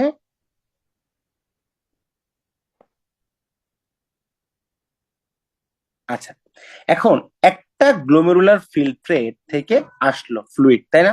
বাট এই যে টিউবিউল, এই টিউবিউল থেকে সিক্রেশন হয় না? টিউবিউলের যে লাইনিং এপিথেলিয়াম সেখান থেকে সিক্রেশন হবে না? জি। এই টোটালটা মানে গ্লোমেরুলার ফিল্ট্রেট মানে আমাদের জি glomerular filtrate plus tubular secretion, clear? এটা থেকে যদি আমরা টিউবুলার রিঅ্যাবজর্পশন মাইনাস করি তাহলে যেটা পাবো দিস ইজ ইউরিন। বোঝা গেল? ক্লিয়ার? জি। সবাই আমরা বুঝতে পারছি তো? Glomerular filter plus tubular secretion minus tubular reabsorption equal urate. Clear? জি বোঝা গেল? জি জি। আচ্ছা এবার দেখেন এই যে almost glomerular filtration normal GFR is 125 ml per minute or 180 litre per day. চিন্তা করেন একদিনে 180 লিটার জিএফআর হয়, বাট একদিনে ইউরিন পাস হয় কত? নর্মাল ইউরিন পাস হয় কত লিটার বলেন? আমাদের ইউরিন 1.5। আউটপুট কত? 1.5 লিটার, তাই না? তাহলে দেখেন বাকি কি অলমোস্ট 178.5 লিটার রিঅ্যাবজর্পশন হচ্ছে, তাই না?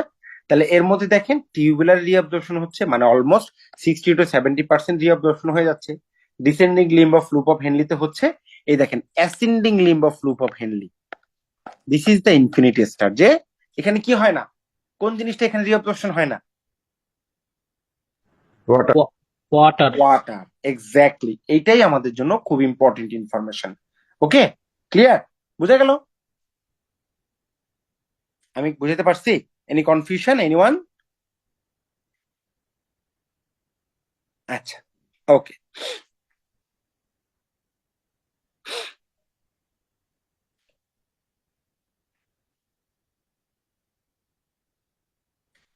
Process involve in secretion of hydrogen ion, তো এগুলো আলটিমেটলি হচ্ছে এই জিনিসগুলো হচ্ছে আমরা একটু পড়লেই পারবো। একটা হচ্ছে কি সোডিয়াম প্রোটন বা sodium hydrogen ion counter transport, clear?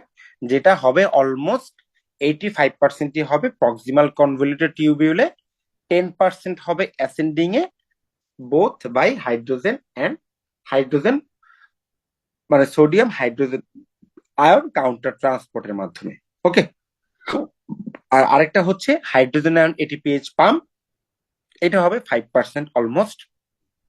আচ্ছা,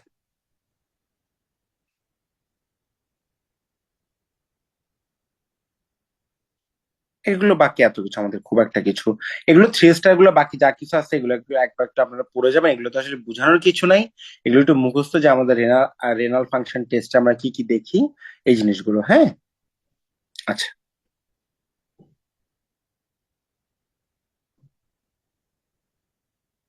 আচ্ছা এবার আমরা চলে আসি function of the nerve supplying the urinary bladder and sphincter. হ্যাঁ, এর মধ্যে যেমন দেখেন আমাদের সিম্প্যাথেটিক নার্ভ সাপ্লাই কি করে, আমাদের ব্লাডারে যে ডেট্রুসর মাসেল সেটা রিল্যাক্সেশন করবে। হ্যাঁ, আচ্ছা, এরপরে দেখেন আমাদের যে ইন্ট্রিনসিক স্ফিংটার, ইন্টারনাল স্ফিংটার, সেটা কন্ট্রাকশন করবে। ওকে, আচ্ছা, এক্সটার্নাল স্ফিংটার এটা তো not supply. As a whole আমরা রেজাল্ট কি পাবো, filling of the urinary bladder. এই জন্য সিম্প্যাথেটিক স্টিমুলেশনে যখন আপনি থাকবেন বা ফাইট ফ্লাইট পজিশনে যখন থাকবেন তখন কিন্তু আমরা ইউরিনকে কি আটকায় রাখি, তাই না? আচ্ছা, প্যারাসিম্প্যাথেটিক অ্যাক্টিভিটি যখন হবে তখন কি হবে, তার অপোজিট অ্যাকশন, মানে ডেট্রুসর মাসেলকে সে প্রেসার দিবে। প্রেসার দিলে কি হবে, তার ভয়েডিং রেসপন্স স্টিমুলেট হবে, এবং সেটা স্টিমুলেট করতে হলে ভয়েডিং মানে ইউরিন পাস করতে হলে কি করতে হবে, ইন্টারনাল স্ফিংটারকে রিল্যাক্স করতে হবে, তাই না? তখনই কি হবে, তার ইউরিনারি ব্লাডার রিলিজ মানে এমপ্টিং হবে। ওকে, আর সোমাটিক নার্ভ কি করবে, সে এক্সটার্নাল স্ফিংটারকে সাপ্লাই দিবে। সেটা সোমাটিক নার্ভ যদি স্টিমুলেশন হয় সে কনস্ট্রিকশন করবে, মানে এই সোমাটিক নার্ভ সাপ্লাইয়ের মাধ্যমেই ভলান্টারি কন্ট্রোল অফ মিকচুরেশন মেনটেন হয়। ক্লিয়ার, বুঝা গেল? আচ্ছা, এইবার চলে আসি আমাদের বডি ফ্লুইড কম্পার্টমেন্ট। তো আমরা ওই যে জেনারেল ফিজিওলজি প্রশ্নে বলেছিলাম যে বডি ফ্লুইড কম্পার্টমেন্ট কি, extra cellular fluid, Intra cellular fluid. Clear? তো এই যে আমরা এক্সট্রা সেলুলার ফ্লুইড মানে আমাদের বডিতে যে সেল থাকে, এই সেল থেকে যখন মানে সেলের বাইরে যা ফ্লুইড থাকবে সবগুলাই এক্সট্রা সেলুলার। এটা হচ্ছে মেজর হেডিং বা হেডলাইন। তা আমরা এটাকে যদি সাব হেডলাইনে বা সাব হেডিং এ ভাগ করি, তার মধ্যে আছে হচ্ছে interstitial fluid, plasma and trans cellular fluid. Clear? তো ইন্টারস্টিশিয়াল ফ্লুইড কারা, যারা হচ্ছে যেমন ধরেন এটা হচ্ছে আমাদের একটা সেলের লাইনিং, সেল লাইনিং এপিথেলিয়াম, আর এটা হচ্ছে ব্লাড ভেসেল। তো এর মাঝখানে যে স্পেসটা, দিস ইজ ইন্টারস্টিশিয়াল ফ্লুইড, তাই না? আচ্ছা, ব্লাডের মধ্যে যে প্লাজমা থাকবে, ফ্লুইড পোর্শন থাকবে, দিস ইজ প্লাজমা। আর ট্রান্স সেলুলার ফ্লুইড যেমন এটা হচ্ছে visceral peritoneum. Okay, this is parietal peritoneum. এর মাঝখানে যে ফ্লুইড থাকবে, this is transcellular. Okay, and this is plasma, and this is interstitial fluid. Clear? Any confusion? আমি কি বুঝাতে পারলাম? কি বুঝাতে পারছি আমি? আরেকবার ভাইয়া। আচ্ছা, দেখেন, মানে ইন্টারস্টিশিয়াল ফ্লুইড হচ্ছে সেল অ্যান্ড ব্লাড ভেসেল, তার মাঝখানে যে স্পেসটা থাকবে, this is interstitial space and this is interstitial fluid. Clear? Plasma হচ্ছে ব্লাডের যে লিকুইড কম্পোনেন্ট, সেটাকে আমরা বলি প্লাজমা। আর ট্রান্সসেলুলার ফ্লুইড হচ্ছে দুইটা লাইনিং এপিথেলিয়াম, যেমন visceral peritoneum and parietal peritoneum, visceral pleura, parietal pleura, এর মাঝখানে কি থাকে, যেমন প্লুরার ফ্লুইড থাকে, পেরিটোনিয়াল ফ্লুইড থাকে, দিস ইজ ট্রান্সসেলুলার ফ্লুইড। বোঝা গেল? জি। আচ্ছা, ওকে। এবার ইসিএফ এন্ড আইসিএফ এর ডিফারেন্স, এর মধ্যে মোস্ট ইম্পর্টেন্টলি হচ্ছে ইসিএফ এ মেজর কম্পোনেন্ট হচ্ছে সোডিয়াম এন্ড আইসিএফ এ মেজর কম্পোনেন্ট হচ্ছে পটাশিয়াম। ক্লিয়ার? এটা একটু আমাদের মনে রাখতে হবে। হ্যাঁ, আচ্ছা,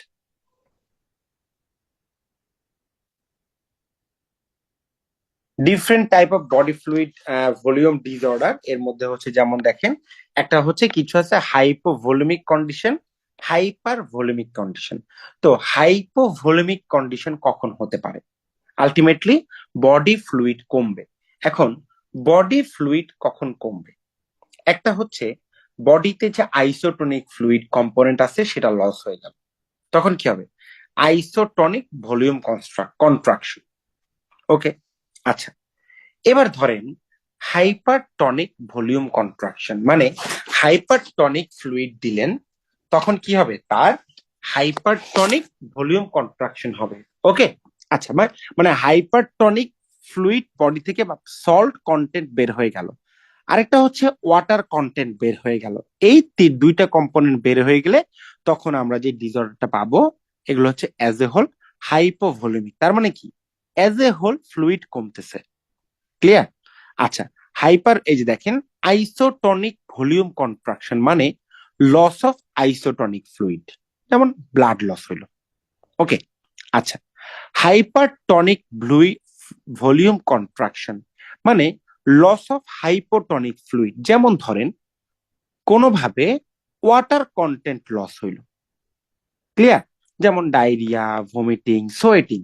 এখানে হ্যাঁ আপনারা বলবেন যে এর সাথে সাথে ইলেকট্রোলাইটও যায়, হ্যাঁ, মোর ওয়াটার যায়, সলিউট কম যায়। ক্লিয়ার? দ্যাটস ওয়াই তখন ব্লাড কন্টেন্ট কি হবে বলেন তো, যদি ওয়াটার কন্টেন্ট বেশি যায়, সল্ট কন্টেন্ট কম যায়, তখন ব্লাডের টনিসিটি কি হবে, হাইপারটনিক নাকি hypotonic? Hypertonic. Hypertonic. But as a whole volume কি হয়েছে, কমছে না বাড়ছে? যেহেতু ভলিউম loss কমছে, দ্যাটস ওয়াই ভলিউম কমছে মানে ভলিউম কন্ট্রাকশন, এবং ভলিউম কমার ফলে যেহেতু হাইপারটনিসিটি হয়েছে, this is hypertonic volume contraction. বুঝা গেল? মানে হচ্ছে এটা হাইপারটনিক হাইপোভলিমিয়া টাইপ, মানে এক্স্যাক্টলি, এটাই হাইপারটনিক হাইপোভলিমিয়া হাইপোভলিমিয়া। ক্লিয়ার? আচ্ছা, এরপরে তার মানে হাইপোটনিক হাইপোভলিমিয়া, এটা তো আমরা বুঝতে পারলাম জিনিসটা কি। হ্যাঁ, okay. Hyponatremia, cause of hyponatremia একটা হচ্ছে হাইপোভলিমিক, ইউভলিমিক, হাইপারভলিমিক। মানে এখানেও as a whole method same. Hypervolemic মানে কি, মানে হাইপোনেট্রিমিয়া কখন হবে, ধরেন হাইপারভলিমিক মানে কি, আমরা হচ্ছে বেশি বেশি লেস ওয়াটার বা ওয়াটার কন্টেন্ট বেশি দিলাম বডিতে, তাহলে কি হইলো, রেশিও অনুযায়ী, ওয়াটারের রেশিও অনুযায়ী সোডিয়াম কমলো, তাই না? ক্লিয়ার? বুঝা গেল? আচ্ছা দেখেন হাইপোভলিমিক। আচ্ছা, হাইপোভলিমিক মানে কি, যেমন ধরেন ওয়াটার কমলো সেই সাথে সাথে সোডিয়ামও কমলো, সেটা হচ্ছে কি হাইপোভলিমিক হাইপোনেট্রিমিয়া। রেশিওটা ঠিক থাকবে ভাই। না না না না, হাইপোভলিমিকে কি হবে, হাইপোভলিমিকে ওয়াটার কমবে তার সাথে সাথে সোডিয়ামও কমবে, কিন্তু সোডিয়াম বেশি কমবে, হ্যাঁ, এই জন্য হাইপোভলিমিয়া এবং হাইপোনেট্রিমিয়া। ক্লিয়ার? ওয়াটার সোডিয়াম সমান তালে কমলে কি হবে, ইউভলিমিয়া। বুঝতে পারছেন? মানে আমাদের কি হলো দেখেন, মানে এই ক্ষেত্রে কি হলো, ইউভলিমিয়া মানে হচ্ছে আমাদের না ওয়াটার কন্টেন্ট ঠিক থাকলো কিন্তু আমাদের সোডিয়াম কমতে থাকলো। ক্লিয়ার? আর হাইপার ভলিমিয়া মানে কি, মানে হচ্ছে আমি ফ্লুইড বেশি বেশি দিচ্ছি, তার রেশিও অনুযায়ী সোডিয়াম কমতেছে। ক্লিয়ার? বুঝা গেল? জি। আচ্ছা, এটুকু একটা আমাদের মনে রাখার ব্যাপার। হ্যাঁ, এবার দেখেন, আরেকবার বলেন। আচ্ছা দেখেন, এটা এই লাস্টের এই জিনিসটা মনে হয় আপনারা বুঝতে পারেন না। আচ্ছা, হাইপার ভলিমিক মানে হচ্ছে কি, সোডিয়াম রিটেনশন হবে with relatively greater water retention, মানে ওয়াটার বেশি বেশি রিটেনশন হবে, কিন্তু সোডিয়াম যেহেতু কম রিটেনশন হচ্ছে, তাহলে অ্যাজ এ হোল আমরা কি পাচ্ছি, সোডিয়ামে কি পাচ্ছি বলেন তো, সোডিয়াম ওয়াটারের তুলনায় কম রিটেনশন হচ্ছে না, বলেন তো? তাহলে ধরেন যতটুকু সোডিয়াম থাকার কথা, ধরেন 1 লিটার বডি ফ্লুইডে যতটুকু সোডিয়াম থাকার কথা তার থেকে সোডিয়াম কম আছে না, ইন রেশিও নাকি? That's why this is hypervolemia, মানে ওয়াটার যেহেতু বেশি বেশি রিটেনশন হচ্ছে, hypervolemia. But hyponatremia in that sense, ওয়াটারের তুলনায় সোডিয়াম কম রিটেনশন হচ্ছে। বুঝা গেল? বুঝতে পারছি আমরা? জি ভাইয়া। ওকে ওকে, আচ্ছা, এবার চলে আসি কিছু কিছু ফ্যাক্টর যারা পটাশিয়ামকে মানে রেগুলেট করবে, যেমন potassium into cell, shift potassium into cell, insulin, aldosterone, beta agonist, alkalosis, and potassium shift out of the cell, diabetes mellitus, Addison disease, beta block, মানে ইনসুলিনের কাজ কি? তার মানে পটাশিয়ামকে সেলের মধ্যে ঢুকানো। তাহলে ডায়াবেটিসে কি হবে? ইনসুলিন কম থাকে, তাহলে কি হবে? তার হাইপার ক্যালেমিয়া হবে। বুঝা গেল? ক্লিয়ার? এই জন্যই ডায়াবেটিক কিটোঅ্যাসিডোসিসে আমরা পেশেন্টের হাইপার ক্যালেমিয়া পাই। বুঝা গেল? ক্লিয়ার? আচ্ছা,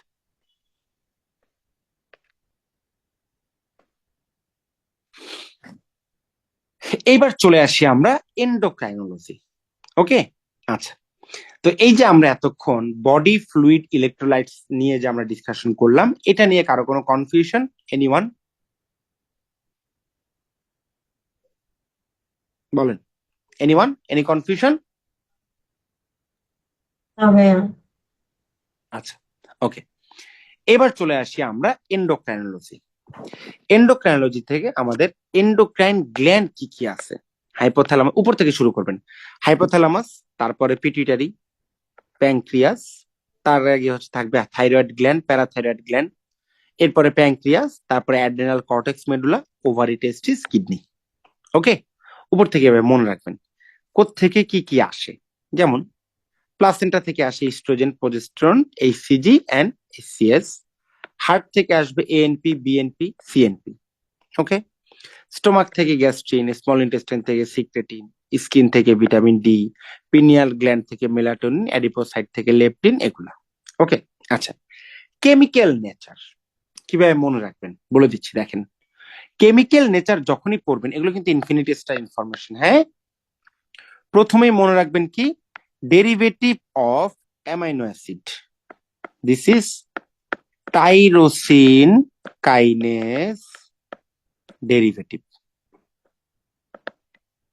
কে কে আছে? Thyroid gland, adrenal gland. এবার বলেন থাইরয়েড গ্ল্যান্ড থেকে কি কি আসে? কি কি হরমোন আসে বলেন তো? T3, T4, calcitonin. T3, T4, calcitonin. But as a whole thyroid gland থেকে থাইরক্সিন হরমোন আসে, তাই না? থাইরক্সিন হরমোন আসে। তো থাইরক্সিন মানে হচ্ছে T3, T4। ক্লিয়ার? আচ্ছা, অ্যাড্রেনাল মেডুলা থেকে কি আসে? Epinephrine, norepinephrine, epinephrine, norepinephrine. Norepinephrine, তাই না? আচ্ছা, এপিনেফ্রিন, নরএপিনেফ্রিন, ডোপামিনও আসে। ওকে, আচ্ছা। তাহলে দেখেন টাইরোসিন কাইনেজ ডেরিভেটিভ কারা কারা? থাইরয়েড গ্ল্যান্ড হরমোন মানে thyroxine hormone and adrenal medulla hormone. Clear? সবাই একটু মনে মনে বলেন তো, এই লাইনটা মনে মনে বলে ফেলেন সবাই। বলছেন? আচ্ছা, এবার চলে আসি স্টেরয়েড হরমোন কারা। দেখেন অ্যাড্রেনাল কর্টেক্স হরমোন। কে কে আসে অ্যাড্রেনাল কর্টেক্স হরমোন? দেখি কি কি নাম জানি আমরা অ্যাড্রেনাল কর্টেক্স হরমোনের? Glucocorticoid, mineral corticoid, আর আরেকটা কি বলেন? sex hormone. হ্যাঁ, মানে অ্যান্ড্রোজেন, তাই না? সেক্স হরমোন বা অ্যান্ড্রোজেন, তাই তো?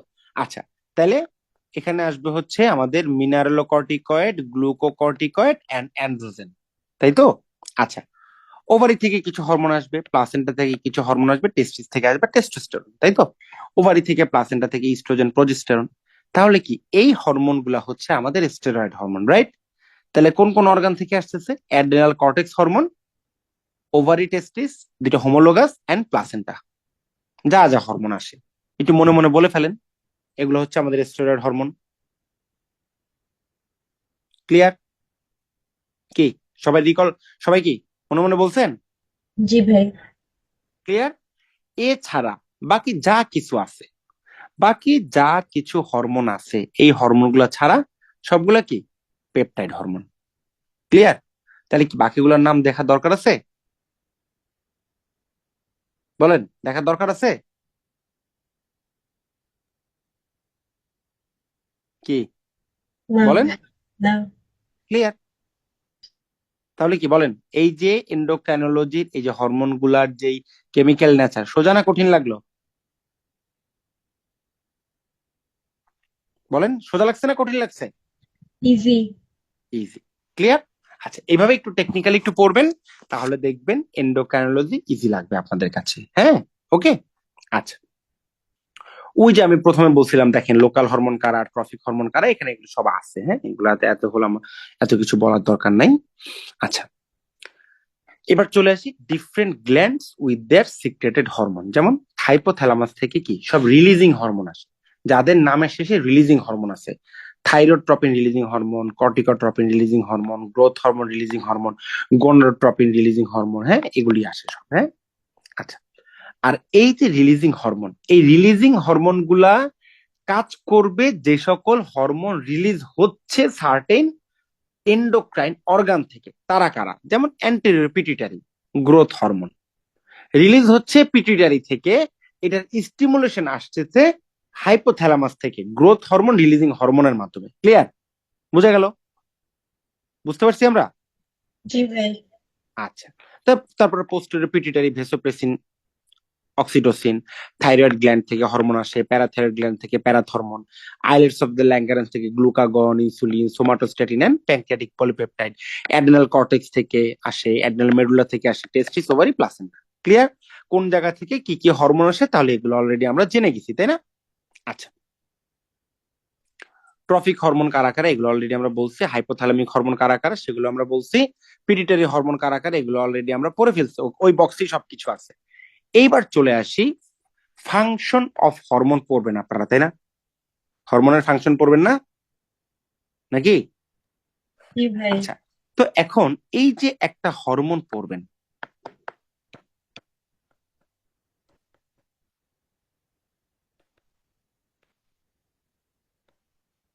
হরমোন ডিটেলস কিভাবে মনে রাখবেন, তাই না? প্রথমে মনে রাখবেন নেচার, মানে কেমিক্যাল নেচার। যেমন এই হরমোনটা পেপটাইড হরমোন নাকি সেটা স্টেরয়েড হরমোন না টাইরোসিন কাইনেজ হরমোন। যে কোনো হরমোন পড়েন, এই পয়েন্টগুলো ধরে ধরে মনে রাখবেন। ওকে, তারপরে দেখেন এই হরমোনের মেটাবলিক ফাংশন কি, মানে সেটা কার্বোহাইড্রেট, প্রোটিন এবং ফ্যাট তিনটার কোনটাকে কি করে, সেটা কি লাইসিস করে নাকি সিনথেসিস করে, এবং তার সাথে সাথে আমরা অ্যাজ এ হোল কি পড়ে ফেলবো, এটা কি অ্যানাবলিক নাকি ক্যাটাবলিক হরমোন। ক্লিয়ার? বোঝা গেল? আচ্ছা, এই হরমোনটার ইলেকট্রোলাইট ফাংশন কি? হ্যাঁ, তাই না? সেটা সোডিয়ামকে কি করে, সেটা পটাশিয়ামকে কি করে, সেটা ক্যালসিয়ামকে কি করে। ওকে, মানে কোনোটা করলে মনে রাখবেন, না করলে সেটা নিয়ে দরকার নেই, কিন্তু এই পয়েন্টগুলো ধরে মনে রাখবেন। এরপরে ধরেন এই হরমোনটার সেটা যদি হাইপো অর হাইপার হয়, হাইপো অর হাইপার হলে কি কি ক্লিনিক্যাল ফিচার পাবেন। ওকে, আচ্ছা, তারপর আর কি পড়বেন? তারপরে পড়বেন যে এইটার certain special function. Special function যেমন ধরেন কিছু কিছু স্পেশাল ফাংশন আছে, যেমন ধরেন পারমিসিভ অ্যাকশন অফ কর্টিসল, এটা একটা স্পেশাল ফাংশন। ওকে, এটা এভাবে মনে রাখবেন। হ্যাঁ, আচ্ছা, ঠিক এইভাবে যখন এই ফরম্যাটে যখন আপনারা প্রত্যেকটা হরমোনকে রেখে দিবেন, বা প্রত্যেকটা হরমোন যখন এই ফরম্যাটে আপনারা মনে রাখবেন, দেখবেন কি হরমোনের প্রত্যেকটা ইনফরমেশন আপনাদের মাথায় আছে এবং কষ্ট হচ্ছে না মনে রাখতে। ক্লিয়ার? যেমন দেখেন, আবার দেখেন অ্যাজ এ হোল কি মনে রাখবেন, অ্যাজ এ হোল মনে রাখবেন তার নর্মাল ফাংশন। যেমন গ্রোথ হরমোনের নর্মাল ফাংশন কি, সে বডি গ্রোথ করবে, তাই না? স্কেলেটাল গ্রোথ করবে, মাসেল গ্রোথ করবে, সবকিছুর গ্রোথ করবে। ক্লিয়ার? এবার দেখেন, যেমন দেখেন গ্রোথ হরমোনের ক্ষেত্রে যদি বলি, বডি গ্রোথ করবে, বোনস কার্টিলেজ গ্রোথ করবে। ওকে, আচ্ছা, এবার দেখেন সে কি করবে, সে হচ্ছে এই যে মেটাবলিক ফাংশন, প্রোটিন ডিপোজিশন করবে। ক্লিয়ার? আচ্ছা, এরপরে দেখেন সে ইলেকট্রোলাইট কি করবে, হ্যাঁ, decrease sodium and potassium excretion through kidney, এটা হচ্ছে তার electrolyte function. Calcium and magnesium absorption কি ইনক্রিজ করবে। এবার বোঝা গেল আমি যে পয়েন্টগুলো বলছি এটার সাথে কিভাবে হরমোনগুলোর ফরমেশন মিলবে। ক্লিয়ার? Anyone, any confusion?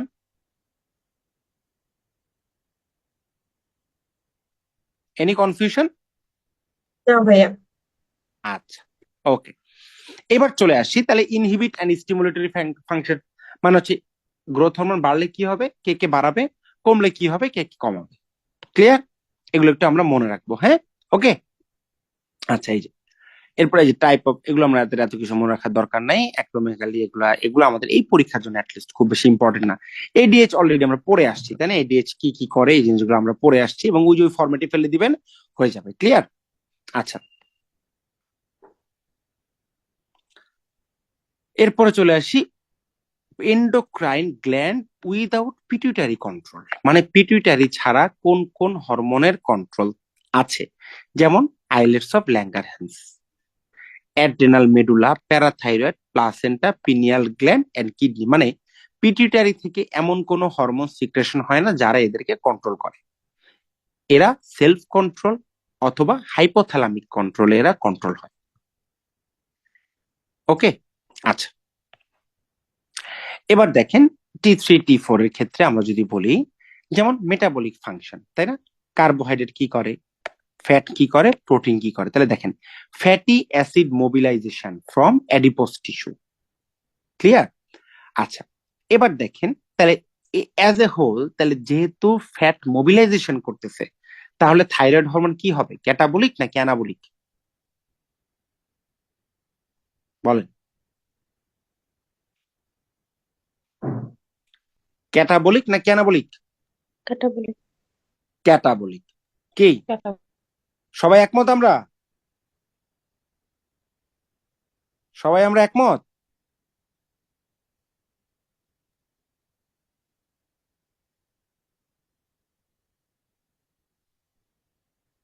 আচ্ছা, সবাই আমরা একমত তাহলে, তাই না? আচ্ছা, দ্যাটস গুড। আচ্ছা, তো এটাই হচ্ছে ইম্পর্টেন্ট ফ্যাক্টর। তাহলে দেখেন এবার আমরা চলে আসি calorigenic action, action of CVS, CNS. হ্যাঁ, আচ্ছা, এই যে দেখেন এখানে কি করে, promote normal growth and skeletal development, promote protein breakdown, তার মানে কি ক্যাটাবলিক। ক্লিয়ার? বোঝা গেল? আচ্ছা, এবার চলে আসি thyroid function test. Thyroid function টেস্টে আমরা মনে রাখবো T3 T4, এটার রেঞ্জটা যেগুলো এত কিছু মনে রাখার দরকার নেই, হ্যাঁ? আচ্ছা, থাইরয়েড হরমোন এটা কি হয় বলেন তো? থাইরয়েড হরমোন, এই যে থাইরয়েড হরমোন এটা কিভাবে মেনটেইন হয় বলেন তো? মানে থাইরয়েড হরমোনের সাথে T3 T4 এর রিলেশনটা কি হয় বলেন তো?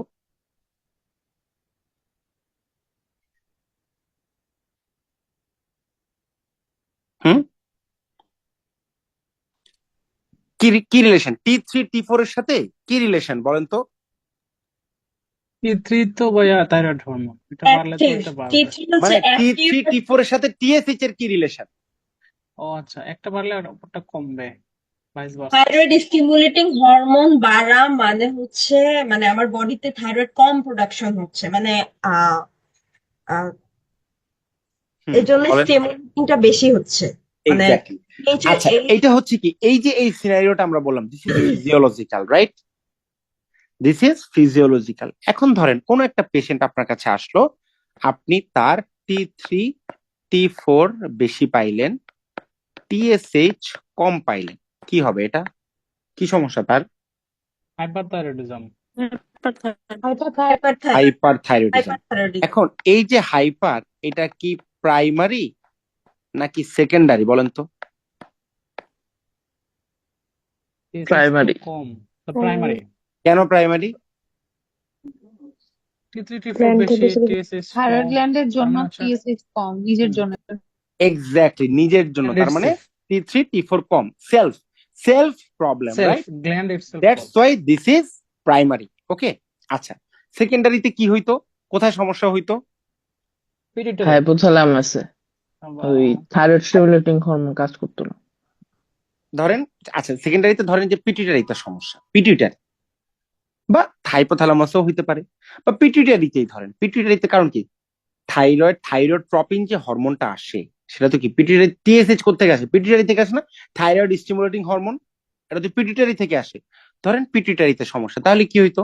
তাহলে তার TSH ধরেন বেশি বেশি রিলিজ হচ্ছে, as a result T3 T4 বেশি বেশি রিলিজ হচ্ছে, তখন আমরা কি পাইতাম? সেকেন্ডারি হাইপারথাইরয়েডিজম, তাই না?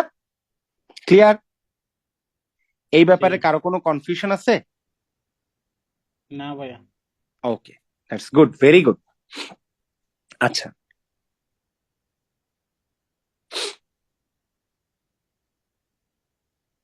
তো এবার আমরা চলে আসি, দেখেন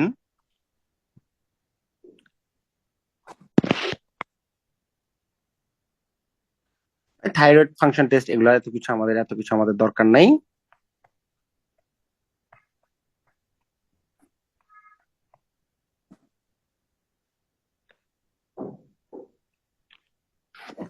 ওকে, এবার চলে আসি আমরা ক্যালসিয়াম মেটাবলিজম। হ্যাঁ, আচ্ছা, তো ক্যালসিয়াম মেটাবলিজমে দেখেন calcium normal range 2.4 millimole per litre, range হচ্ছে 2.2 টু 2.6 মিলিমোল পার লিটার। হ্যাঁ, ওকে, আচ্ছা, এবার দেখেন, এবার আমরা চলে আসছি এই ক্যালসিয়াম হরমোন বা সরি ক্যালসিয়ামটা মেনটেন করে কোন কোন হরমোন। একটা হচ্ছে প্যারাথাইরয়েড হরমোন, আরেকটা হচ্ছে কি বলেন তো ক্যালসিটোনিন, আরেকটা হচ্ছে ভিটামিন ডি, তাই না? এগুলো হচ্ছে কি করে, তারা ক্যালসিয়াম এন্ড ফসফেট এইগুলার কনসেন্ট্রেশন মেনটেন করে, তাই না? এর মধ্যে প্যারাথাইরয়েড হরমোন কি করবে, সে ক্যালসিয়াম বাড়াবে, ফসফেট কমাবে, তাই না? নাকি পিটিএইচ কি করবে, সে ক্যালসিয়াম বাড়াবে এবং ফসফেট কমাবে, রাইট? আচ্ছা, এবার চলে আসি আমরা ভিটামিন ডি, সে কি করবে, সে ক্যালসিয়াম বাড়াবে, ফসফেটও বাড়াবে। এন্ড ক্যালসিটোনিন সে কি করবে, ক্যালসিয়াম ফসফেট দুইটাই কমাবে, রাইট? তাই না? আচ্ছা, তো এটা হচ্ছে আমাদের অ্যাজ এ হোল আমাদের মনে রাখতে হবে। ক্লিয়ার? কি কারো কোনো কোশ্চেন এই ব্যাপারে? এই বক্সটা শুধু মনে রাখবেন, তাহলে দেখবেন ক্যালসিয়াম হোমিওস্ট্যাসিস আপনাদের পড়া শেষ। ওকে, যেগুলো সবগুলো আমরা আমরা অলরেডি বলে দিচ্ছি এগুলো। হ্যাঁ, যে ক্যালসিয়ামের কাজ কাজ কাজ কি করে সে। হ্যাঁ, ওকে, আচ্ছা, এবার চলে আসি আমাদের ডায়াবেটিস মেলাইটাস। আচ্ছা, ডায়াবেটিস মেলাইটাসের এই ক্ষেত্রে ডায়াগনস্টিক যেটা হচ্ছে সিমটমস, তো আমরা জানি যে পলিডিপসিয়া, পলিফেজিয়া গুলো থাকবে। ল্যাব ইনভেস্টিগেশনের ক্ষেত্রে আমরা কি করি, একটা হচ্ছে ফাস্টিং ব্লাড গ্লুকোজ দেখি আর র্যান্ডম ব্লাড গ্লুকোজ। যদি আমরা fasting blood glucose and 2 hours after breakfast দেখি। হ্যাঁ, তো ফাস্টিং এ 7 এর বেশি থাকলে ডায়াবেটিস বলবো, 11.1 এর বেশি থাকলে আমরা ডায়াবেটিস বলবো। ক্লিয়ার? এটা একটু আমাদের মনে রাখতে হবে। আচ্ছা, তো ল্যাব ইনভেস্টিগেশনের জন্য আমরা কি কি করি, overall control diabetes mellitus, HbA1c, তারপর হচ্ছে ব্লাড গ্লুকোজ, ব্লাড লিপিডস, এগুলো আমরা দেখে থাকি। হ্যাঁ, ওকে,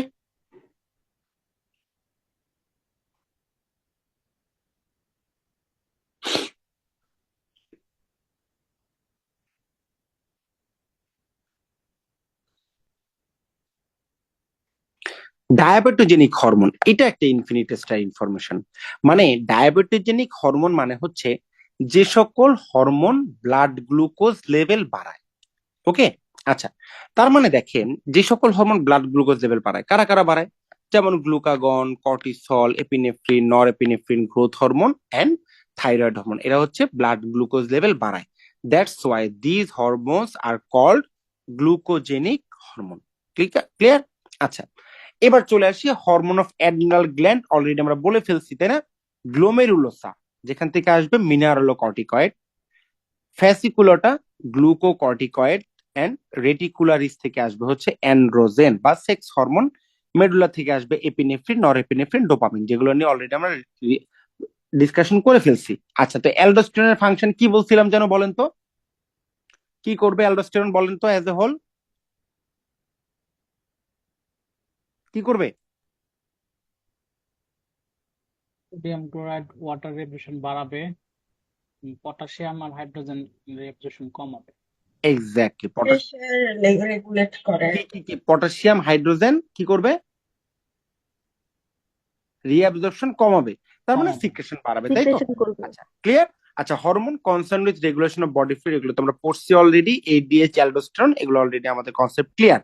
আচ্ছা, কর্টিসলের ক্ষেত্রে ঠিক ওইভাবেই পড়তে হবে। এটা দেখেন কার্বোহাইড্রেট মেটাবলিজম, প্রোটিন মেটাবলিজম কি করে, decrease protein synthesis, increase protein catabolism. তাহলে কি হবে, এটা কি হরমোন, অ্যানাবলিক না ক্যাটাবলিক? বলেন। অ্যানাবলিক। রাইট। ক্যাটাবলিক ভাইয়া আরেকবার দেখি ভাই, সিনথেসিস ক্যাটাবলিক, কমাচ্ছে। ক্যাটাবলিক, হ্যাঁ সিনথেসিস কমাচ্ছে। Catabolic hormone. ক্লিয়ার? সবাই ক্লিয়ার? কারো কোনো কনফিউশন আছে কিনা? হুম। আচ্ছা, এবার দেখেন কুশিং সিনড্রোম। কুশিং সিনড্রোম মানে হচ্ছে বেশি বেশি রিলিজ হবে। কি রিলিজ হবে? Adrenal cortical hormone. Clear? Most commonly corticosteroid. This is Cushing syndrome. Clear? তাহলে কর্টিকোস্টেরয়েড বাড়লে যা যা হবে তাই তাই হবে এখানে।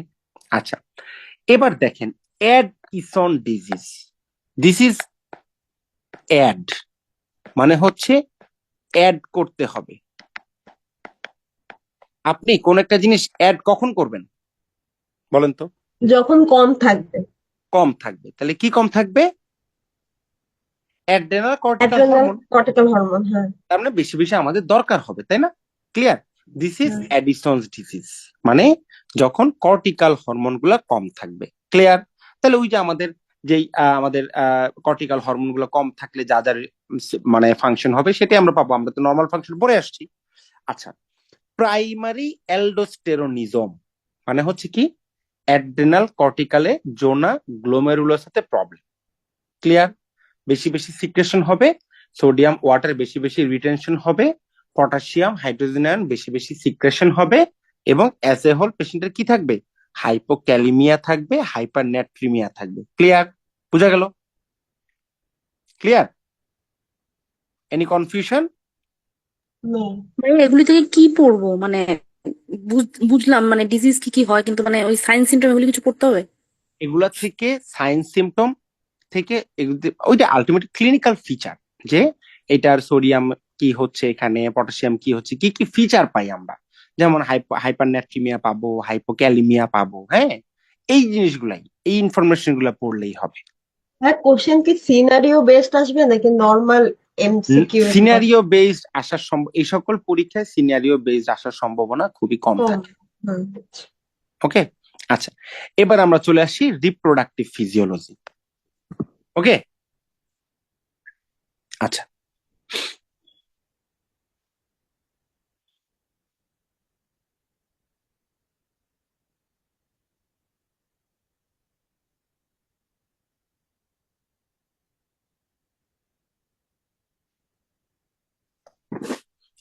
ওকে দেখেন তাহলে যদি আচ্ছা, এবার দেখেন মেল রিপ্রোডাক্টিভ সিস্টেমে কি কি আছে। দেখেন মেল রিপ্রোডাক্টিভ সিস্টেমে আছে হচ্ছে প্রাইমারি সেক্স অর্গান, টেস্টিস, এক্সেসরি, বাকি যা যা আছে এটা হচ্ছে মেইলের ক্ষেত্রে। হ্যাঁ, আমাদের জানতে হবে হরমোন রিলিজ হয় কি কি, এটার ফাংশন কি কি। ওকে, যেমন দেখেন এর মধ্যে পিটুইটারি গোনাডোট্রফিন যেমন এফএসএইচ, এলএসএইচ এগুলোও কিন্তু মেল রিপ্রোডাক্টিভ অর্গানে কাজ করে। হ্যাঁ, যেমন দেখেন ফলিকুলার স্টিমুলেটিং হরমোনে রোল কি কি কাজ করে? Stimulate the Sertoli cell and, এবং ফিমেলে হচ্ছে growth of the ovarian follicle, এগুলোতে কাজ করে। লুটিনাইজিং হরমোন কি করে? এই যে stimulate Leydig cell to secrete testosterone, infinity star information এটা। ক্লিয়ার? লুটিনের এফএসএইচ, এলএইচ মানেই মনে করেন না যে তারা শুধু ফিমেলেই কাজ করে। ক্লিয়ার? এই জন্যই এটা ইনফিনিটি স্টার ইনফরমেশন। ওকে, তাহলে কি করবে তারা? Secrete testosterone. Role in female, দেখেন এটা কি করবে হচ্ছে final maturation of the ovarian follicle and stimulate ovulation, stimulate secretion of estrogen and progesterone. Clear? বুঝা গেল? আচ্ছা, মেল সেক্স হরমোন কি কি আছে? Testosterone, dihydroxy testosterone, inhibin, source কি? টেস্টিস, মেইনলি টেস্টোস্টেরন, এটা আমরা মনে রাখি। Female sex hormone estrogen, progesterone, relaxin, inhibin. কে কোত্থেকে আসে? যেমন ইস্ট্রোজেন আসে ovary, adrenal gland and placenta. Progesterone ovary, adrenal gland, placenta. Relaxin and inhibin আসে শুধুমাত্র ওভারি। তাহলে অ্যাজ এ হোল আমরা যদি বলি ওভারিয়ান হরমোন কি কি আসে? Oestrogen, progesterone, relaxin, inhibin. Clear? বুঝা গেল?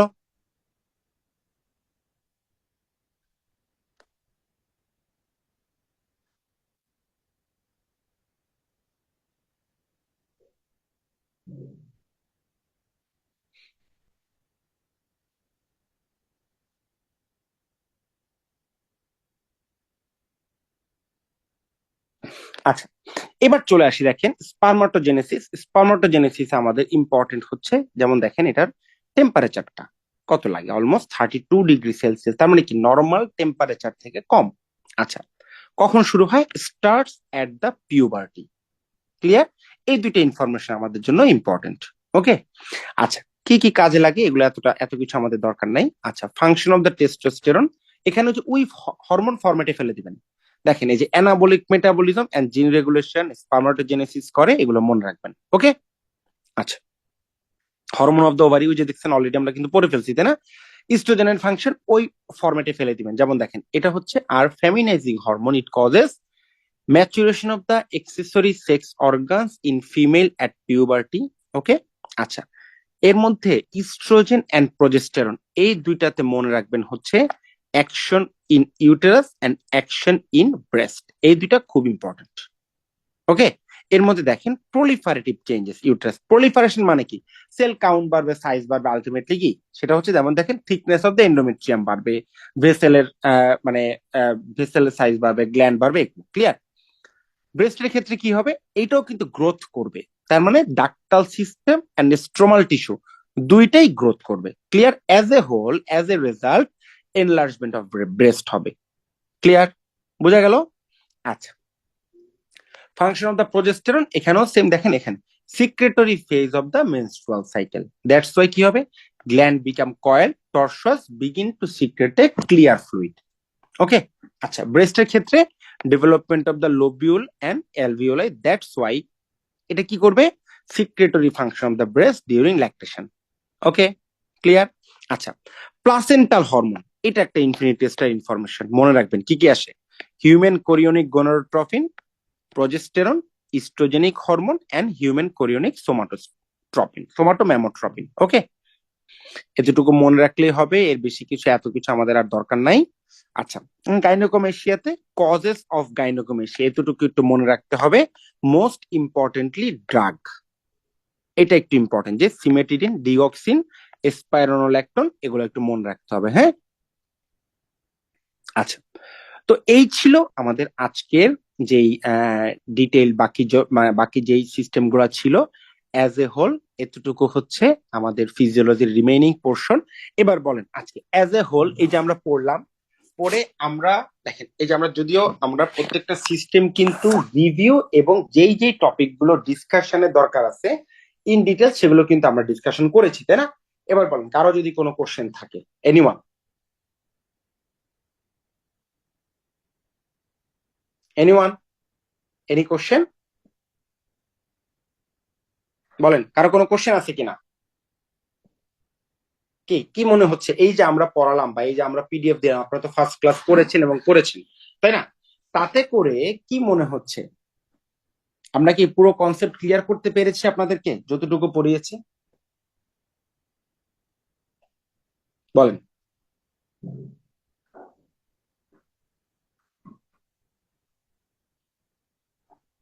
আচ্ছা, তাহলে যদি কনসেপ্ট যদি ক্লিয়ার হয় সেই ক্ষেত্রে আর এনি কোশ্চেন, এনিওয়ান প্লিজ? ভাইয়া আমরা প্রাথমিকভাবে কি প্রিলির প্রিপারেশন নিব নাকি রিটেন হিসেবে প্রিপারেশন নিব? আচ্ছা, প্রিলি বা রিটেন মানে এক্সাম রিলেটেড যদি আমরা বলি বা এক্সাম স্ট্র্যাটেজি যদি বলি, সেই ক্ষেত্রে এটা নিয়ে আমরা আপনাদের সাথে ডিসকাশন করব। আমরা নেক্সট এটা নিয়ে আমরা আপনাদের সাথে একটা ডিসকাশন সেশন করব যে আসলে কিভাবে কি আমরা প্রিপারেশন নিব। বাট আমরা এখন যেটা পড়াচ্ছি জাস্ট এই যে মেডিকেল সেক্টর যে পোর্শনটা, সেটা আমরা অ্যাজ এ হোল আপনাদেরকে শেষ করাচ্ছি। তো এটা অ্যাজ এ হোল পড়ে এটার ব্যাপারে যদি আপনারা বলেন যে এটা নিয়ে আপনাদের আর কারো কোনো কোশ্চেন বা কোনো কিছু আছে কিনা? কারণ আমরা কিন্তু অ্যাজ এ হোল গ্রস যতটুকু আছে সেটাই আপনাদেরকে পড়াচ্ছি, এবং এতটুকু পড়লে আপনাদের কনসেপ্টও ক্লিয়ার হবে। নেক্সট এক্সাম, আমাদের যে পোস্ট গ্রাজুয়েশন এক্সাম, সেগুলো তো আপনাদের কাজে লাগবে, এবং এই পরীক্ষাতেও কাজে লাগবে। মানে এক ঢিলে কয়েকটা পাখি আপনারা আশা করি মারতে পারবেন। যদিও আমরা পোস্ট গ্রাজুয়েশন আমাদের ব্যাচে আমরা আরো ডিটেইলস প্রত্যেকটা সিস্টেম আমাদের এক একটা দিন এক একটা সেশন করে লাগে আর কি। ওকে, কিন্তু যেহেতু আমাদের এখানে এত ডিটেলস পড়ার দরকার নাই, দ্যাটস ওয়াই আমরা এত ডিটেল ডিসকাশনে যাইও না। ওকে, এখানে গ্রস যে জিনিসগুলো আপনারা পড়বেন, মনে রাখবেন, মুখস্থ করবেন, আর যদি কোনোটাতে বুঝতে প্রবলেম হয় তাহলে তো আমরা আছি। ওকে, তাহলে যদি কারো কোনো আর কোশ্চেন না থাকে রিলেটেড, তাহলে আমরা ক্লাসটা এখানেই শেষ করব। আচ্ছা, তো ক্লাসটা আমরা এখানেই শেষ করছি। সবাই ভালো থাকবেন, সবাইকে অসংখ্য ধন্যবাদ, শুভরাত্রি। ভাইয়া পিডিএফটা একটু তাড়াতাড়ি দিলে ভালো হয়। অবশ্যই অবশ্যই পিডিএফটা দিয়ে দিচ্ছি, হ্যাঁ। Okay okay, thank you so much everyone.